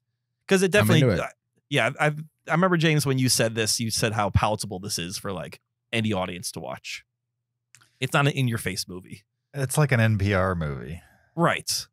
But again, I think that's the point of the movie. Like, I don't think it's oblivious to the fact that it's so easy to consume. Sure. Like, imagine this movie with Spike Lee making it. Right, exactly. Like a totally different movie that has a lot of edge. This movie does not have edge, in my opinion. But again, I think that's all intentional. Sure. Intentional as in to reflect back upon the audience, not just be like, oh, let's just make it easy for everyone to watch. Yeah, I get it. Yeah. I understand what you're saying. I'm giving the movie a lot of credit, maybe more credit than it's due, but no, I don't even necessarily disagree. I'm just curious about this Kaufman-esque movie at the ending that I don't remember. We'll have to get into that in the after show or something. I need you to remind me. Maybe we could. I mean, we'll have to. I don't want to spoil it for Zach whatsoever. We'll make Zach take his headphones off or something. Okay. Yeah, I'm into it. My number 3 is from 1964. It's Band of Outsiders, which is kind of a heavy hitter, right? That's a fairly heavy hitting movie. Jean-Luc not familiar Godard. with this movie at all. You're not familiar? Band of Outsiders. Yeah. Zach? Yeah, of course. You've seen it. Okay, good. Zach just wants to sound cool. He's Googling it right now. My second Godard film behind Pierre LaFou, which is okay, no, it was Godard. Zach's seen it. It's a movie I was promised that I would like. That was okay. But I like Band of Outsiders more than Pierre LaFou, oddly enough. No, I didn't promise you would like Pierre LaFou. I just said, if you like it, that automatically means you're cool. Right. But if you don't, you're not cool, is what you were saying. No, I didn't say that. And you no, I'm just saying. I feel like you did say that you thought I would like it. Well, I thought you were cool. Because of La La Land. Like, there's some there's definitely, yes. There's association, but it's no La La Land, that's for sure. That's American cinema classic, La La Land. Band of Outsiders is temporary Best Picture winner. Weird movie, I would say. It's like on one side, it's like a romance film about young people, but it's also a caper film, and it's also like just two guys being goofy, I would say. And it has like some visuals that clearly inspired other movies, I would say, while I was watching it. Like the dance scene in this, I guess, is legendary, even though I had never heard of it. But in looking up other reviews, like when I was done with it, everybody mentions this dance scene, and I was like, yeah, okay, that makes sense. Like all these other people saw this movie, and then they put a dance scene in their movie. Okay, whatever. But the one that got me was when they're running through the Louvre, and I was like, this is Ferris Bueller's Day Off. Ferris Bueller's Day Off ripped this sequence right here. No doubt about it. I mean, this is in the age where I don't like a lot of movies because they still kind of feel like, I don't know, not real life. But this felt like an oddly comical version of real life, maybe, that occasionally forgot it was a comedy because there's things that happen in the movie that should really be in comedies. They should be in more like caper films. And also the main two guys do some pretty unlikable things in the movie. And they don't treat the main female character in the movie very nicely at times. They're taking advantage of her for sure.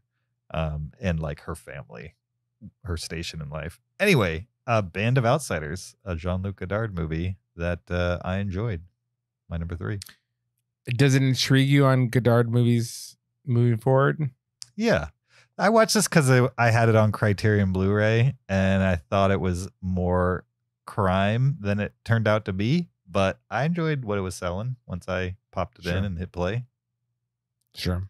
So the two I've seen, like Pierre LeFou, I didn't hate. I just thought I would really like it because people hyped it for me. And it turns out that like it's just an old movie to me. It's colorful and pretty, but I didn't care about it beyond that. Whereas this one, I think it'll stick with me a little longer, even though it's not quite as flashy in those ways. Gotcha. Well, if you liked the girl in it, Anna Karina, she's also in Vivre sa vie, which is awesome. Okay. That's a 5-star movie for me. I believe I also have that on Criterion Blu-ray, and like Kyle, I'm trying to do my whatever we call them, New Year's resolutions. Yes. Yep. This year, and so I'm trying to get through a couple of these Criterion so I can get to the number I promised. If you watch Vivre sa vie, here's what I want you to be thinking about, right? Okay. Think about just all these old movies and why you don't like them. And then all of a sudden this guy comes along and he's willing to like try things out and take chances and do things that just you don't do in movies. You know what I mean? In the 60s. Right. And then everybody saw him do it. And that's why movies are today. Right. And like how exciting that is to see him like be like, yeah, you know what? I'm going to just cut out all the dead space and I'm going to show someone walking across a room, but just cut out the dead space because no one wants to watch the dead space, you know? And it's like, that's awesome. Right. But then I'll add a gunshot sound effect. Just make it interesting. Yeah. And maybe like strap a camera to a car. Yeah. Or something like that instead of, you know, I don't know what they were doing before that, but I don't know. Maybe this is my era. Or like this, what's the movement? French New Wave. French New New Wave. Wave, Maybe this is like my wheelhouse for this time period compared to like what American filmmakers were doing. Sure. These are the movies that like got Spielberg and Scorsese and Coppola all super excited. These are the movies that made them want to be filmmakers. Right. And that Lucas makes more and sense. all those guys. And like what got them out of the studios into like, hey, let's film in a location. I'm pretty sure I have Breathless too on Criterion. Which should I watch first? Vivre sa vie or Breathless? I think, well, Vivre sa vie has some more connective tissue to the one you just watched. Okay. because of the main actress. Breathless is the more famous movie, right? Yeah. Mm-hmm. But it was also like earlier, you know, so I think you have less a chance to like it. Okay. All right. Yeah, but it has the when you look up the high five, like when was the high five invented? Most places will say it's invented in the 70s. But I maintain that the first high five is in Breathless in the 60s. Okay. The first high five ever, or the first one on film? Well, the first one on, but no, most people, the first most documented. People, yeah. If you look up where did the high five come from, it literally they'll say a baseball player in the 70s started doing the high five, and before that there was not a high five.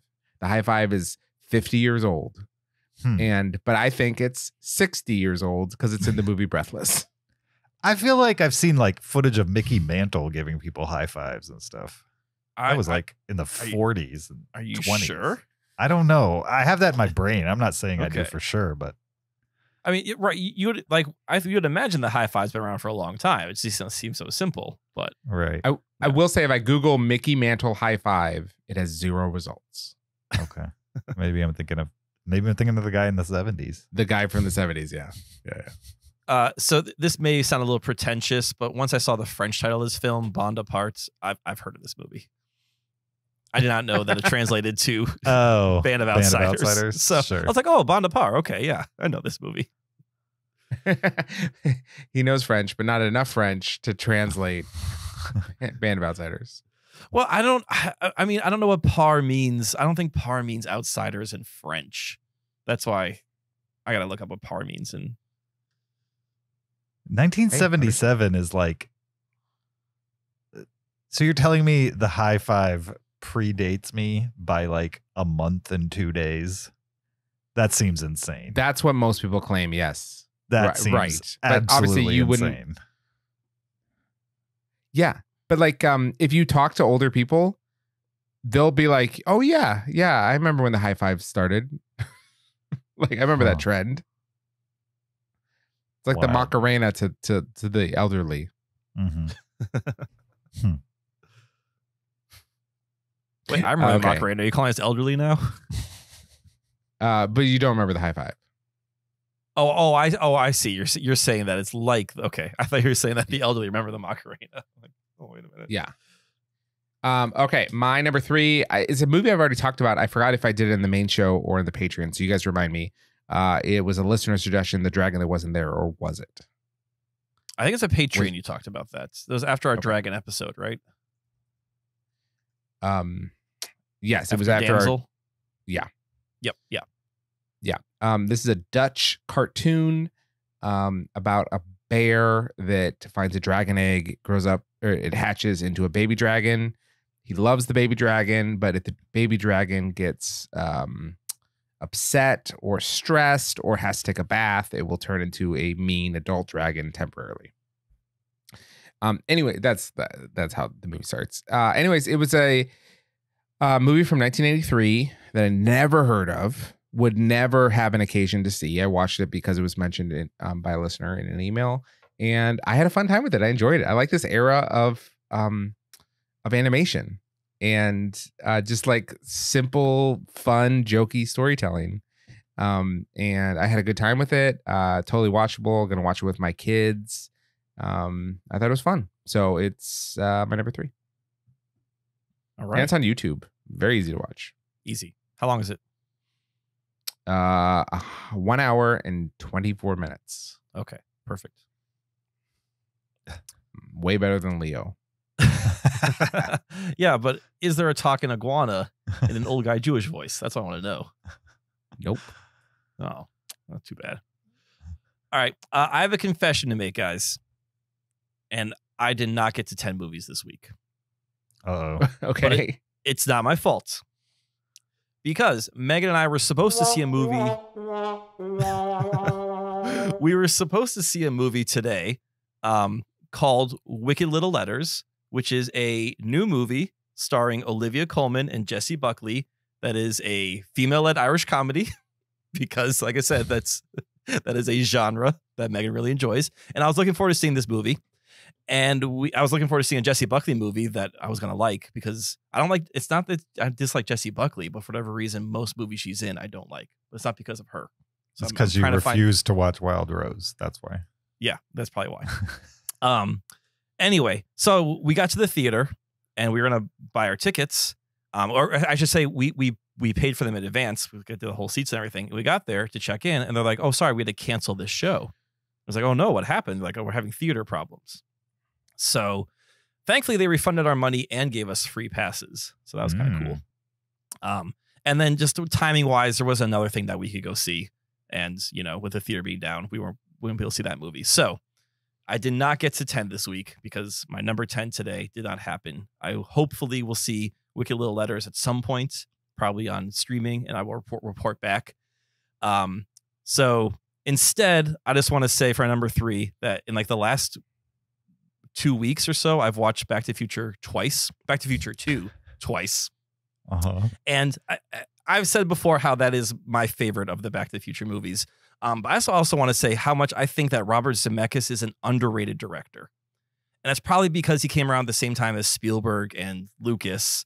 Not greatest director, but like those are bigger names. But like watching Back to the Future 2, how he blends computer generated effects like flying cars with actual effects or with practical things like is amazing. So I'm gonna give an example right here. The DeLorean flies right in Back to the Future 2. So there'll be a shot of the DeLorean like flying in and the camera's kind of moving as it's flying in. And then it transitions to as it lands to an actual DeLorean that they filmed driving across the ground. And how they do these transitions is he'll put like a light pole in the middle of the frame. So like on the right side of the light pole is the flying DeLorean.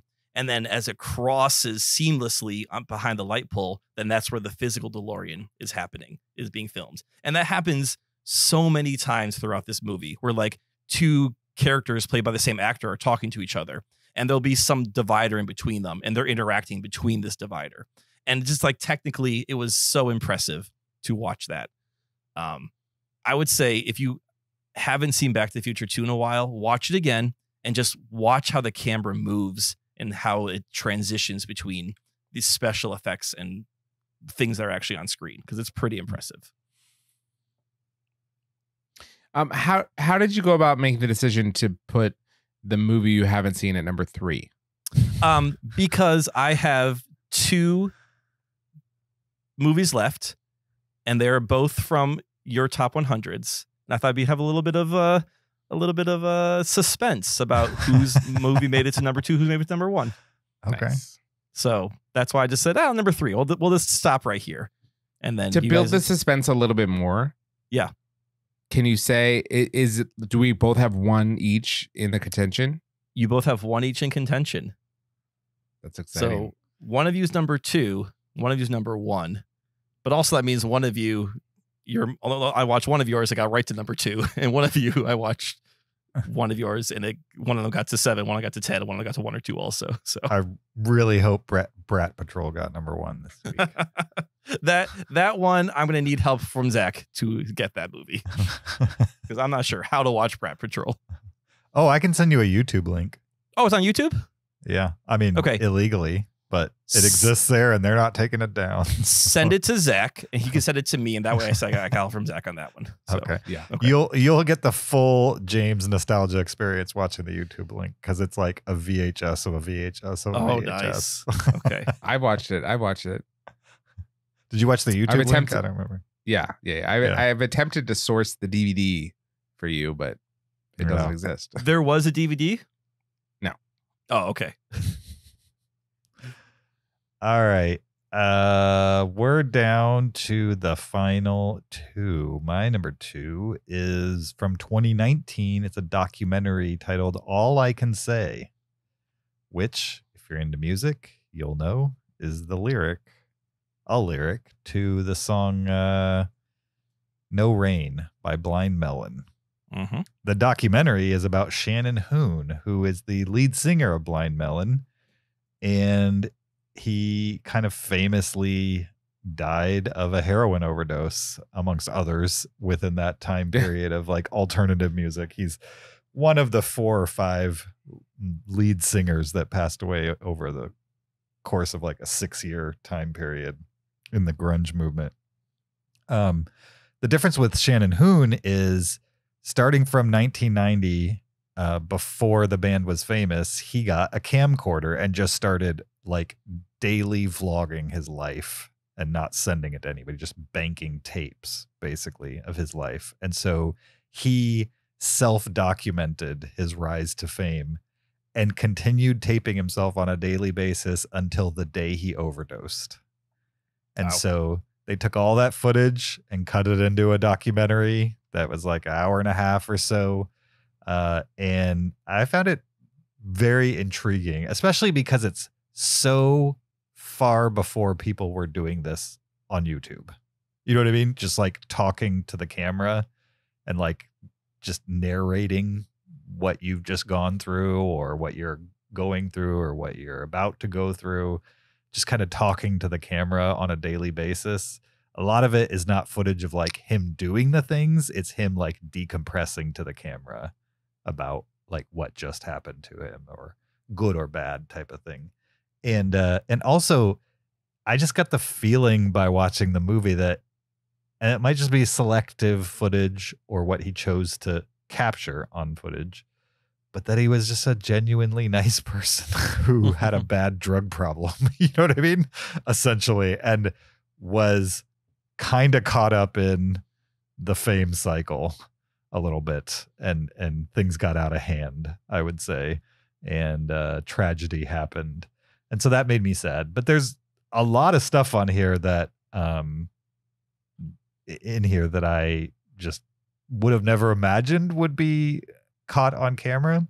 Like he has like him originally singing the lines in studio to No Rain. And at that time he was a nothing band. You know what I mean? Like the record labels are not sending camera crews to your recording sessions. And so it's like him just shoving a camera in the corner in like a dimly lit room and him like wailing into a microphone in a recording session. There's a lot of that type of stuff. There's also like him visiting the studio of Guns N' Roses while they're recording Use Your Illusion, which is an odd place for a camera to be, and probably wouldn't have been there if it wasn't his camera. You know what I mean? If it had been like a promotional camera or like a crew, never would have made it into that room. But since it's just one of the guys filming, it was interesting. Yeah, I enjoyed it. It's definitely like an experiential movie. It reminded me of the Heath Ledger movie, another guy who evidently liked to tape himself. But the Heath Ledger movie, in that movie, Heath Ledger felt like, probably because he was an actor, he saw the camera as like an extension of his art. And so he felt like even when he was filming himself, he was performing in some way. Whereas this guy was literally video blogging his life on VHS. And that's kind of wild to me, because he was way before people actually saw that as a thing you should do or could be interesting to do. So if you're into documentaries, I think it's worth a poke just because it's so unique in its form. And I thought it was cool that they gave him a director's credit on the movie because he shot all the footage in it. So why not? Anyway, check it out. Even if you're not a Blind Melon fan, it's interesting. Cool. Okay, my number 2.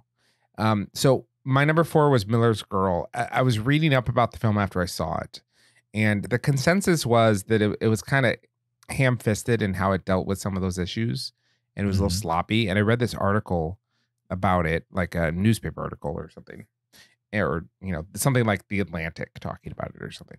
And they said this subject has never been treated better or like more sublimely than David Mamet's Oleana, which was a play that he staged.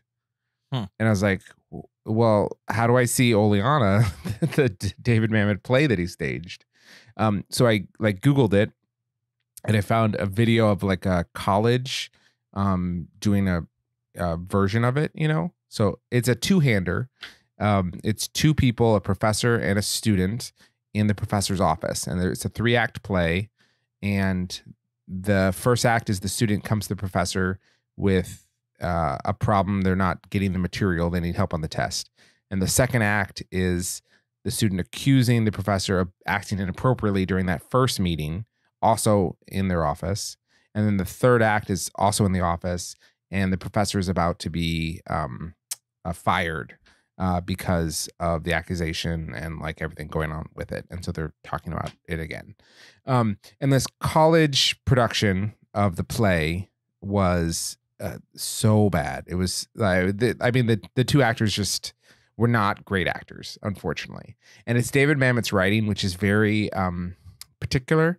And so if you have to be a phenomenal actor to pull it off and make it sound real, otherwise it sounds crazy. Anyway, I did a little bit more research and found out that he had then taken the play and he filmed it into a movie, like an actual movie called Oleana, starring William H. Macy. And I sought that movie out and I watched it, and it was awesome.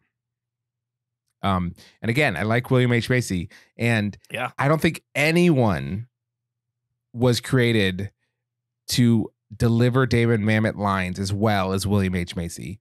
He's so good at it, at making it feel real and like embodied. And he plays the professor, and the student is played by Deborah Eisenstadt, and she's fantastic as well. But William H. Macy is definitely the star of the show, I would say. And I thoroughly enjoyed this one. It's very much like a bottle movie. I mean, it's just them in their office in these three scenes. It's very stage play in the sense of like there's a lot of blocking and they move around a lot and there's a lot of things happening, but it's just two people talking for an hour and a half. I found it super engaging and interesting. It absolutely brings up, it's kind of like Rashomon, where like you see the whole interaction play out, and then the whole second act is about, was the interaction she's saying was inappropriate, he's saying was appropriate, and you just watched it, right? So you absolutely have your own opinion on if it was appropriate or not, and then the rest of the movie you're kind of second guessing, like, well, did I remember it correctly, or like, is what she's saying true, or is what he's saying true? I think the tagline of the movie is "No matter what you think, you're wrong," or something like that. But and then it's just got the most memorable ending ever. I mean, it really hits the ending pretty well. So I thoroughly enjoyed this movie, Oleana, Oleanna, and so because I enjoyed this David Mamet movie, that's why I watched Homicide, and it was just fun to follow a rabbit trail of movies. But this is quite the path you took this week. Yeah. Have you ever seen Spartan? Spartan? Yeah. I have not. You should check out Spartan. Is that Kristen Bell? Is that the Val Kilmer movie? Kristen Bell, Val Kilmer, William H. Macy, Ed O'Neill, of all people, from Married with Children, amongst others. It's good. I prefer Ed O'Neill of Wayne's World. Sure. Why not? He's great. Evidently, Edmund. I didn't realize William H. Macy was in so many David Mamet movies. Yeah, I guess he's his muse, but he's perfectly attuned to what David Mamet is looking for sure. All right. I have Spartan watched. I have no recollection of this movie whatsoever. Whatsoever. So you didn't give it a rating, so you don't even know what you thought of it. No, I did. I gave it 2 stars. Oh, you didn't like it. Apparently not. But it's very rare that I completely don't remember ever seeing a movie. Sure. And I have nothing. And I'm watching the trailer right now and nothing. So I'm wondering if there's another movie called Spartan. The only 2 David Mamet movies I have marked watched, which I believe is actually true, is Spartan and Red Belt. You haven't seen Glengarry Glen Ross? He wrote that. He didn't direct it. Oh, direct it. Oh, okay. Have you seen 30 in Maine, I think it's called? State in Maine. State in Maine. That one's really good. And then House of Games is House really of Games. Good. Yeah. We watched that in like high school psychology class. Class, yes. That was a random movie. It was good, but I didn't know why we were watching that in psychology class. Is it about con men? Is that why we watched it? Yes, it is about con men for sure. Maybe our teacher's just really passionate about 1980s David Mamet. So House of Games is his highest rated movie on Letterboxd. And his first directed film. Yeah. But he also directed Ricky Jay and his 52 Assistants. Have you guys ever seen that? No. Mm-hmm. It's just a one-man magic performance, like of close-up magic. Mm-hmm. Oh, Ricky Jay the Magician. Yeah, Ricky Jay the Magician. Yeah. I'm sure you can find it on YouTube. It's called Ricky Jay and his 52 Assistants. So those are 52 cards. Anyway, it's some of the best card magic you will ever see. Like, it is stunning how great it is. And I've seen a lot of card magic. Cool. Kyle, what's your number 2? All right, my number 2 is from drumroll. None. You don't have a sound effect? Oh, sure. Wow. Okay, good enough. Sure. Or any drum effect will be fine in this case. just play something percussive. Yeah. This comes from Zach's Top 100. Number 2. Sorry, Zach. Number 2, though, that's good. That number beats 2 is out pretty the good. movie he hasn't seen. Yep. Pretty good. Exactly. I'm just saying, Zach, you're 1 for 1 on movies here. My average is higher. Yes, your average is higher. Yes. This is a documentary from 2018 called Free Solo. Yes. So I'd never seen before. I've always wanted to see it, and then it was on your top 100. I'm like, oh, well, now's the time to see it. This is chronicling a climber named Alex Honnold, and he's attempting what's so funny? Did I say it wrong? I thought you were gonna say it chronicles the rise and fall the rise and fall. Oh, yeah. I'm gonna admit, I Googled before this, is this not a stuff movie, but like I needed to know before I watched this movie if I was going to a Grizzly Man situation or not. Oh, it would have been a 1-star if you had the tension. No. I needed to know before I got into this where we were going, and which is totally fine. I didn't like anyway. It's about this climber who wants to be the first person to free solo Yosemite's El Capitan, which is like this 3,000 foot tall cliff. And when I'm saying a cliff, it's pretty much like a sheer cliff face. And to free solo means to climb without ropes or any safety gear. So it's literally just you and the cliff face. And the footage in this movie is incredible because the majority of this movie, you're watching him like free solo smaller cliffs, but also practicing El Capitan with ropes. Because there are, what I found interesting, like there are routes to do these things. Like no one just goes up to one of these cliffs and like, all right, I'm just going to climb this thing. Like people have figured out a route to take and how to go through it. So he's practicing the route with ropes and failing with ropes on. And that's the safety gear. You're like, well, how's he going to do this like without ropes? Because you literally get one attempt. And the movie talks about like all the people in the community who are free soloers who are just found dead at the bottom of mountains constantly because one slip and you're done. And like, you know, I've done rock climbing before, like in Wisconsin, and usually there's like handhelds and there's a place to put your feet, or maybe there's a little crack you can get up and you can go up through. I always have ropes on, and I'm watching him do this stuff with or without ropes. And like sometimes he's just holding on with like his thumbs and toes to like essentially a sheer cliff face. And he's like, oh yeah, I need to like rotate my thumb to the left and then grab on with these 2 fingers. And then that's my next hold. I'm like, this is insane. But like, he's basically Spider-Man clinging to a sheer cliff face on the most minuscule impressions. So just very impressed by the skill here. The filmmaking is great. Jimmy Chin is one of the directors. And I did a deep dive in him. Just because apparently he's a big, both adventure filmmaker, skiing filmmaker, and like how they have cameras placed, the shots they get really shows the scale of the attempt that's happening here. But I also like how in this documentary, the filmmakers are wrestling with like, should we be filming this? Because they know that this is someone attempting to do something that is incredibly dangerous. There's no room for error.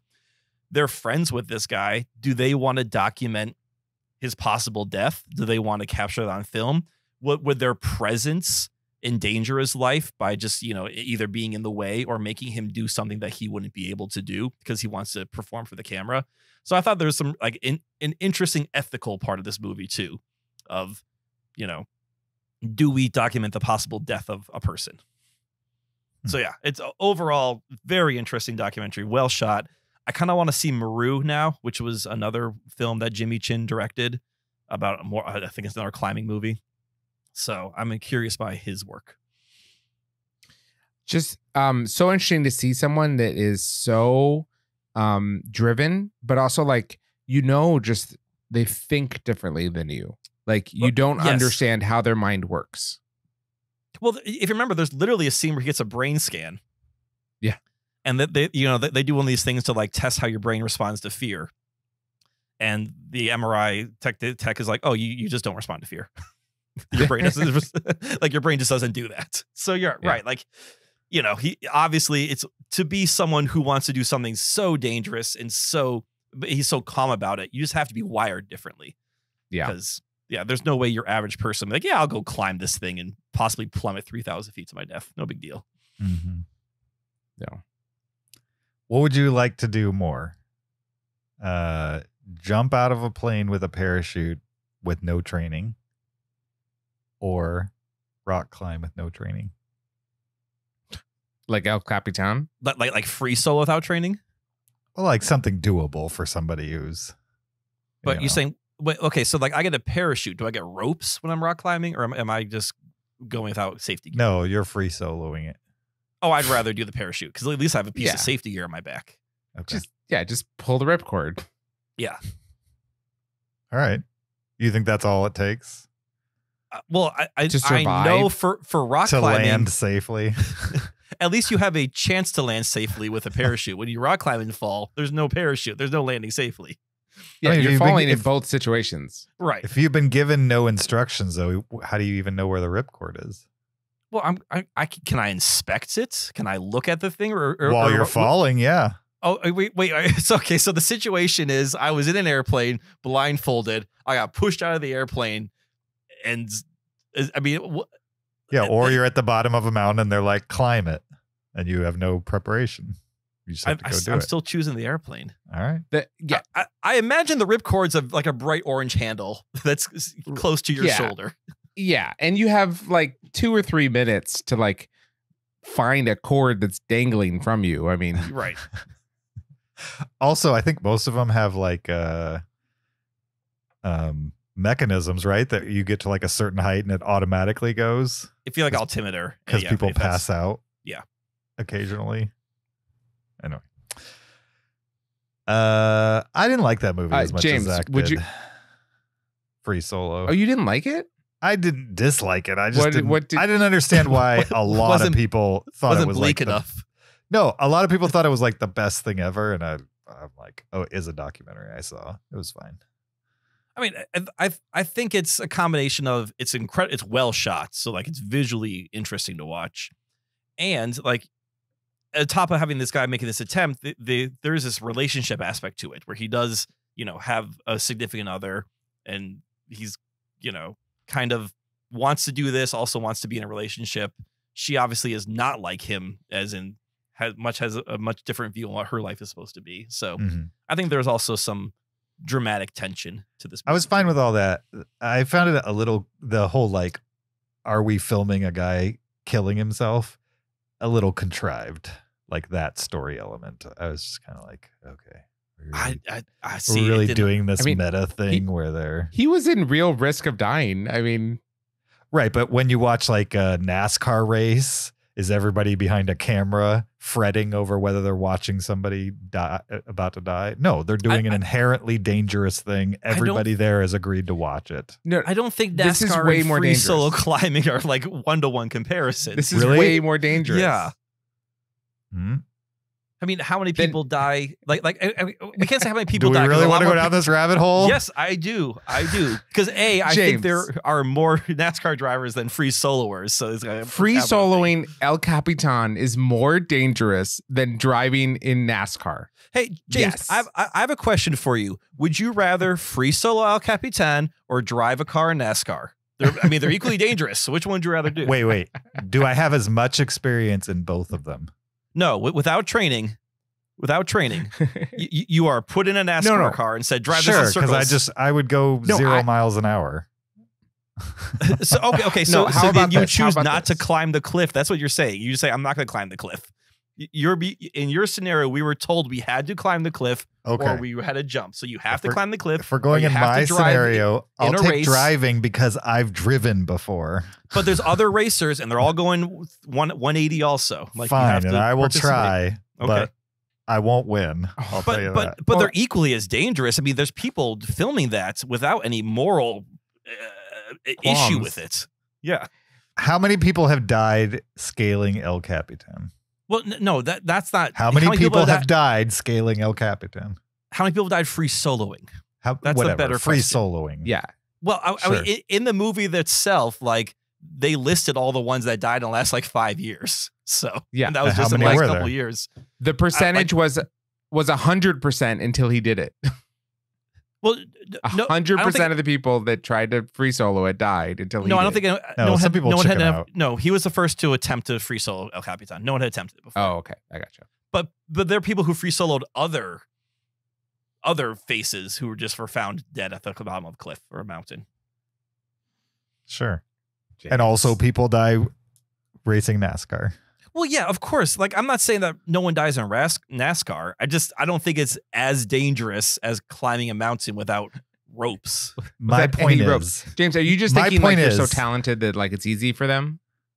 You guys have missed my point. The point is, I'm not sure what the point is. These documentarians are following a guy climbing a mountain face without ropes, and then halfway through the movie got a conscience about it. Come on. They're there for that suspense of whether he's going to die or not. No, and everybody watching is there for that suspense as well. I think wasn't. No, well, because he was. That's why I googled him before. He already knew. He already knew, so he had no suspense. I'm just saying. That's why you would watch it. It's not a guy blowing bubbles in the backyard. It's a guy climbing the face of a mountain with no ropes. We wouldn't be interested in it if it wasn't dangerous.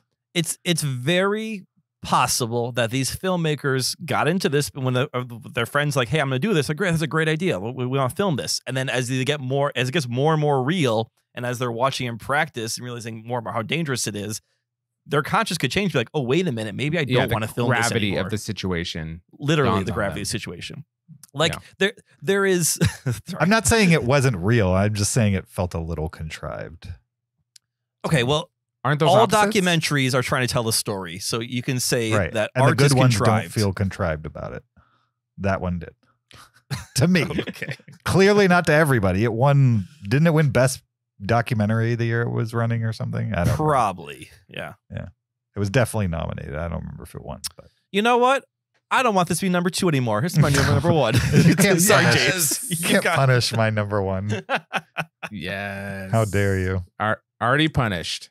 Speaking of number 1s, my number 1 favorite movie of the last 10 that I watched was Love Lies Bleeding from 2024. In theaters now, an A24 movie directed by Rose Glass, starring Kristen Stewart, Katie O'Brien, Jenna Malone, Dave Franco, and Ed Harris. And I would say, as much as Drive Away Dolls didn't really feel like a Coen Brothers movie, this kind of does. Kind of feels like it fits in like the Coen Brothers crime drama. Less them trying to be funny, more of their crime dramas as opposed to comedy crime films.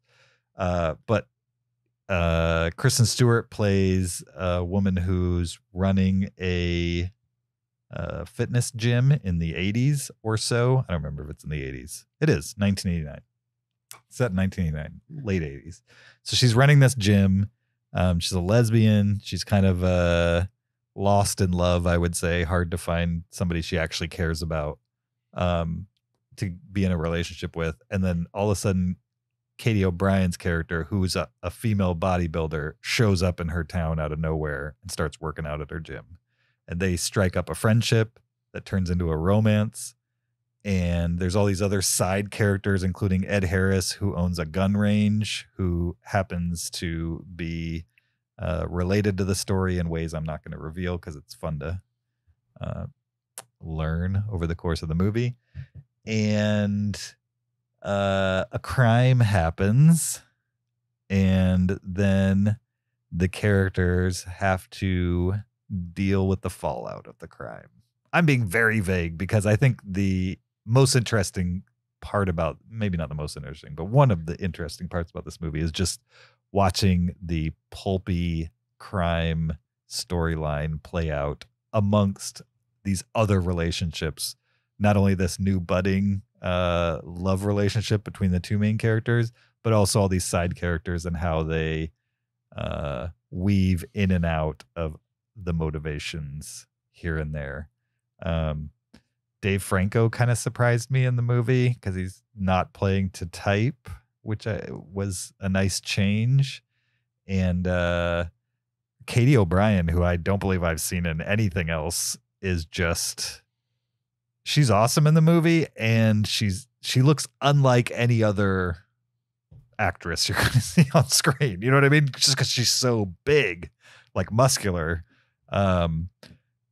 but still feminine in a way. And so it's just an interesting person to look at that you don't typically get in a movie, much less as like a main romantic lead in a movie. I just found the situation itself to be interesting, and the performances as well. Kristen Stewart's super understated in this movie, which is not completely uncommon for her, but she fits the role very well and kind of just looks like a dirty, I don't know, small town person from the late 80s in the movie who can't think beyond her small existence until this other person shows up. And then she's like, the world opens up to her because this person is like very ambitious. And I enjoyed it. I think it's definitely a good one to check out, and maybe might be on people's like top of the year lists. I wouldn't be shocked if this slid in on some tops of the year lists by the end of the year, because I think it's a very solid crime drama. Love Lies Bleeding. I want to see cool. this. Yeah. Cool. Very cool. My number one is a rewatch, but it's from a movie that I haven't seen in like 25 or 30 years. So it's practically a first time watch. Practically a first time watch. I love horse movies. And this is one that I always really loved as a young kid. I just rewatched it. The Man from Snowy River from 1982. Finally, a horse movie I've never seen. You've never seen The Man from Snowy River? I don't think so. It's amazing. It's so wonderful. It's incredible. A guy lives up in the mountains. His dad dies. You know, it's a cattle ranch, whatever.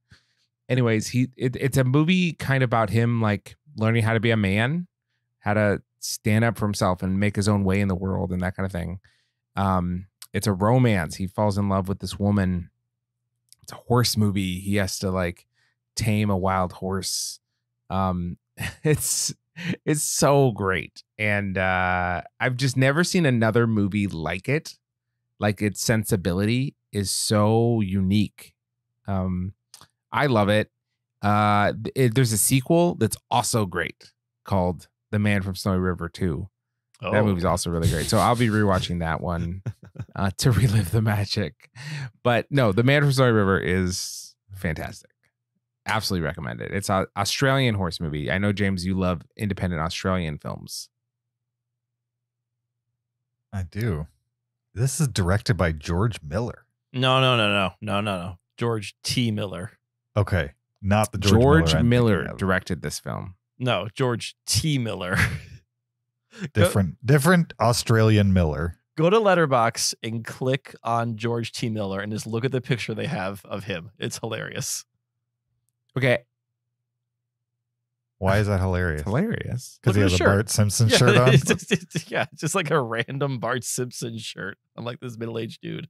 George T. Miller directed The Neverending Story 2. And Andre.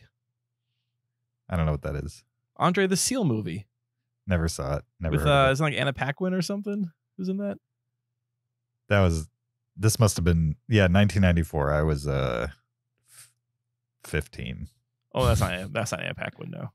I was out of the goofy seal movies.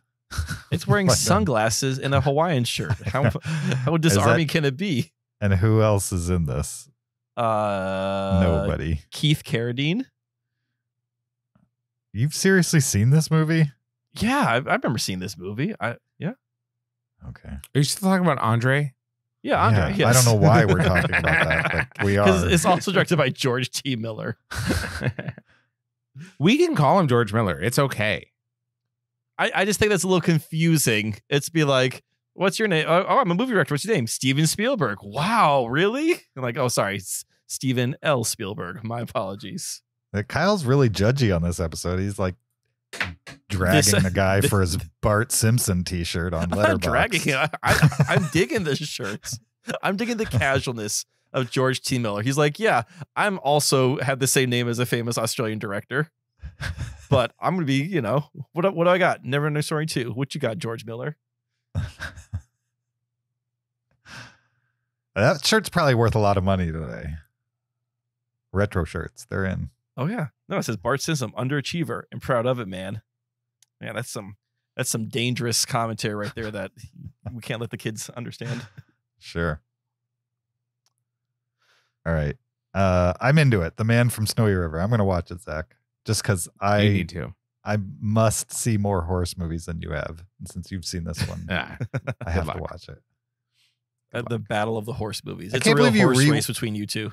You rewatched this movie that you didn't even remember from 25 years ago, and you won't watch the horse movies I've recommended in the last 10 years. I definitely will watch those, James. I would love to watch those movies. You won't watch them. You refuse. No, I would love to. I feel so much pressure to finish American Fiction. And once I get to that, then you'll definitely watch some horse movies. I would be obsessed with that. I would love that. I need you to watch. I love horse movies. Do you even remember the ones I recommended to you? Of course. What were they? There's 2 of them. You've recommended 3 to me, James. 3? Yes. Okay, let's hear them. We could go into this now. We could talk about this later. We could talk about Lean on Pete if you want. No, hey, don't give him titles. I was definitely going to mention Lean on Pete. There's also Calm with Horses you recommended that you forgot about that. No, you're right. That was the one I forgot. Yep. How'd you know that was the one I forgot? The Rider. Oh, that's the okay. that's I the do. one. James. Yep. I know. Come on. I know my horse I'm movies. impressed. I'm impressed that you remembered the titles of movies I've recommended over 10 years, but will refuse to watch. No, I mischaracterization. I would love to watch these movies. Also, Calm with Horses is a movie with horse in the title. It's not a horse movie. It's not? No. I mean, there's a horse in it, but it's not about the horse. Whereas those other 2, horses are like a main thing in it. Calm with Horses has a horse in it, but barely. Okay. It's more a what's his name? The guy from Banshees of Inisherin, the younger guy. Barry Keoghan. Barry Keoghan, also in that other movie that we saw last year. It's a Barry Keoghan movie. Right. All right. Kyle? James, are you excited to find out what movie from your top 100 made my number 1? It's probably Jurassic Park, right? No, these are movies I've never seen before. Oh, you've seen Jurassic Park. Okay. Yes, I've seen Jurassic Park. Heard of it. Does visiting Jurassic Park seem more or less dangerous than driving NASCAR? Wait, before you do this, let me look at my top 100. Zach, look at my top 100 and let's I can't. make our My best mouse guess. died. Your mouse died? Yeah. What does that even mean? Zach's gonna be in this call forever. He'll never leave. I'm not gonna be able to end this. My mouse died. Kyle, this is a tangent, but did you like City of God? Yeah. Oh yeah, the Brazilian film. Yeah. Yeah, I like that. Same director as Blindness. Well, you know, that's shocking to me, by the way. It is. A broken clock can be right twice. No, a they're day. both grim movies. It's just you like one particular brand of grim, and I like. I don't remember any fade to whites in City of God. Oh my God, I would have been drunk if I had taken a shot every time they faded to white in that movie. They're blind. Don't you get it? Yes, I get it. It's very clear what the movie's trying to. Do blind people see white? No, I think that's the point. In defense of the movie, in this case, don't spoil it. No, I'm just saying with the illness, people see white instead of black. It's like it's an abundance. There's nothing to spoil in the movie. There's no twists or points or moral or why were you on your? This is your number 10. This is your number 1. My best guess for the movie you watched in my top 100 that might be number 1 is Parenthood. It is not Parenthood. Oh. I do need to see that. Okay. I would say this movie is a hidden gem. It's a movie that I've heard of, but didn't really know a lot about, and really enjoyed. That's why my number 1. It's from 1986. It's starring Robert De Niro. Yeah. And Jeremy Irons. What is it, James? It's your top 100 The Mission. Movie. The Mission. Yeah. Yeah. The Mission's great. This is really good. Yeah. Yeah. This is not also in my top 100. It is not in your top 100. No, the only ones I have not seen in your top 100 are Free Solo and Burning, which is My Lobster. So that's fine. Good luck getting that. The Mission, I think, is a 5-star movie for me. Yeah, it's really good. This movie's set in South America, like the mid 18th century.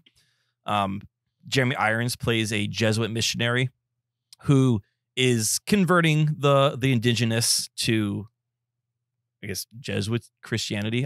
Zach, I don't know much about like the Jesuits versus how they play into the whole missionary tale. He doesn't know either. Okay. The missionary tale. Well, I mean, no, just like the missionary exploits of Christianity. They're a sect of Catholicism, so they're a Catholic group. They are a sect. Okay, part of Catholicism. Yeah. All right. So Jeremy Irons is a Jesuit missionary. He is very connected to the indigenous people. He's like deep in the jungle, reaching out to them. You can talk about whether missionaryism should happen or not, but he's definitely the good guy. Missionaryism? Yeah, missionaries. Isn't missionaryism a word, or missionary? I've never heard of it. Okay, go for it. All right. We can debate the pros and cons of mission work and conversion in a different story, but in this case, he is the good guy. I got all the time in the world. My mouse is dead. So. That's true. You're not going anywhere. All right, stick around for Patreon, where Zach and I debate missionarianism. Let's not talk about missionaries and the papacy. Anyway, the papacy. Anyway, papacy. The papacy. Twital Elijah IV. I think papacy is the acceptable word. Also, I don't know pronunciation. Okay. I'm listening. Anyway, you also have Robert De Niro, who plays a former slaver who joins Jeremy Irons as a monk to kind of atone for his sins in his past life. Anyway, so this movie is sort of the intersection of Spanish, Portuguese, and Catholic politics that are happening within South America, where there's the idea is that there's like this whole trade deal being set up between the Spanish, the Portuguese, and the church about who owns South America. And Jeremy Irons is on the side of the Jesuits, saying like, this is our missionary. We build this for the people. We should be protected from whatever the Spanish, the Portuguese, and the Catholic Church as a greater whole want to do, because these people want to live free and practice their own, this community that they've built. Whereas the Portuguese want to essentially enslave the indigenous people and use them as, their own free labor. Jeremy Irons sees the indigenous people as like smart, cultured, individuals, whereas the Portuguese and the Spanish kind of see them as sort of savages that they can use for their own purposes. So there's as much a political story here as like just the story of the jungle itself, right? And because the jungle is a character in this movie, and it's beautiful. Like you have these beautiful waterfalls and rivers, and this jungle is so incredibly unforgiving. Right? It's constantly raining. It's constantly unforgiving. I was really concerned that this is going to become a white savior story, because as everything comes to a head, you realize that that Jeremy Irons' missionary and the people need to defend themselves.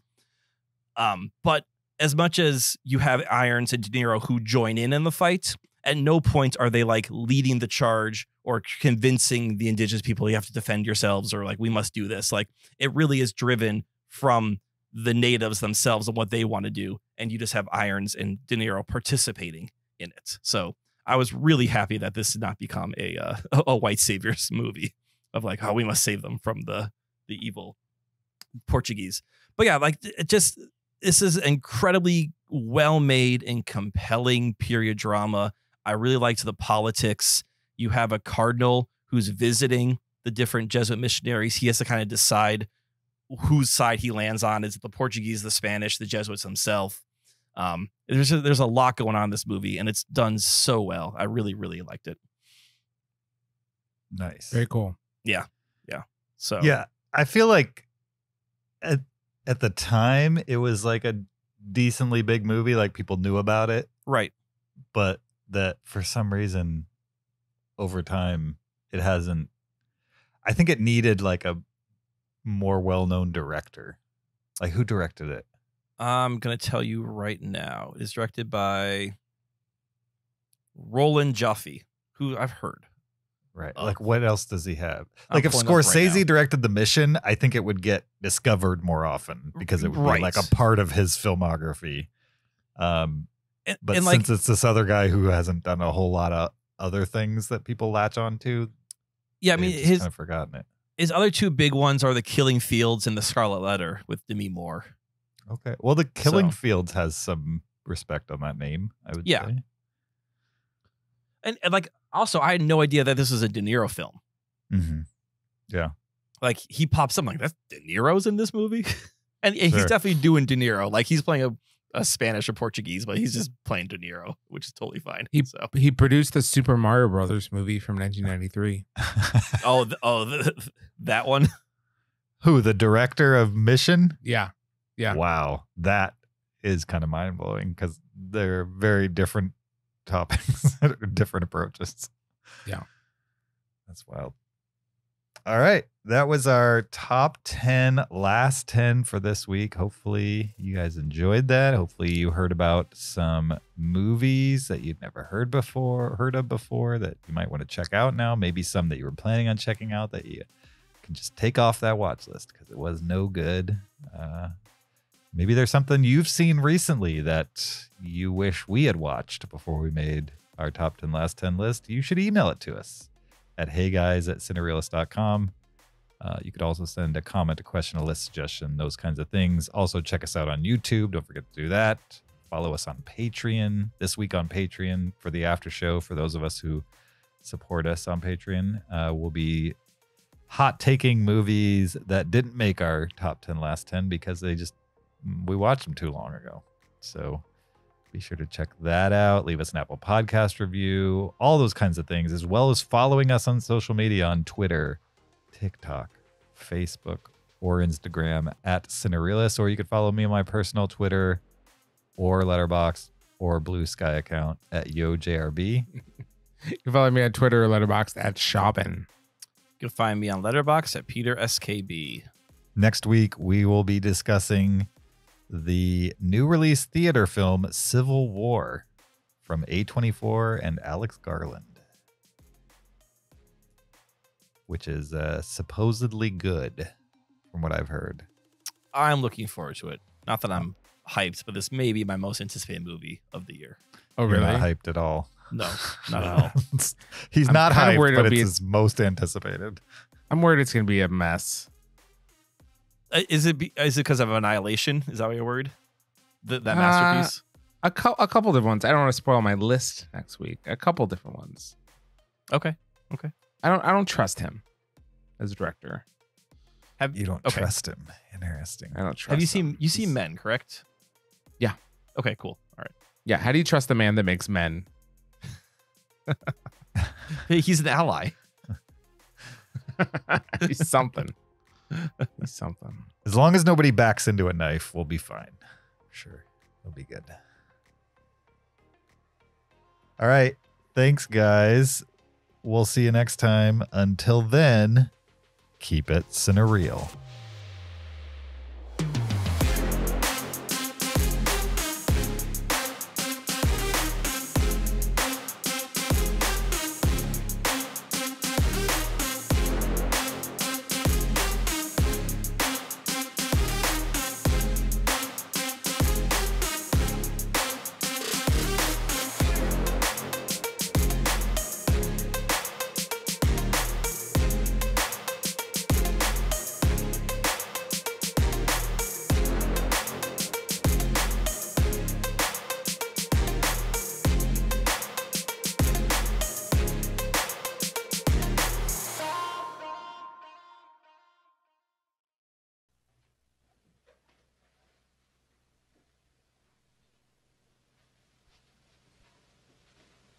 You're still here?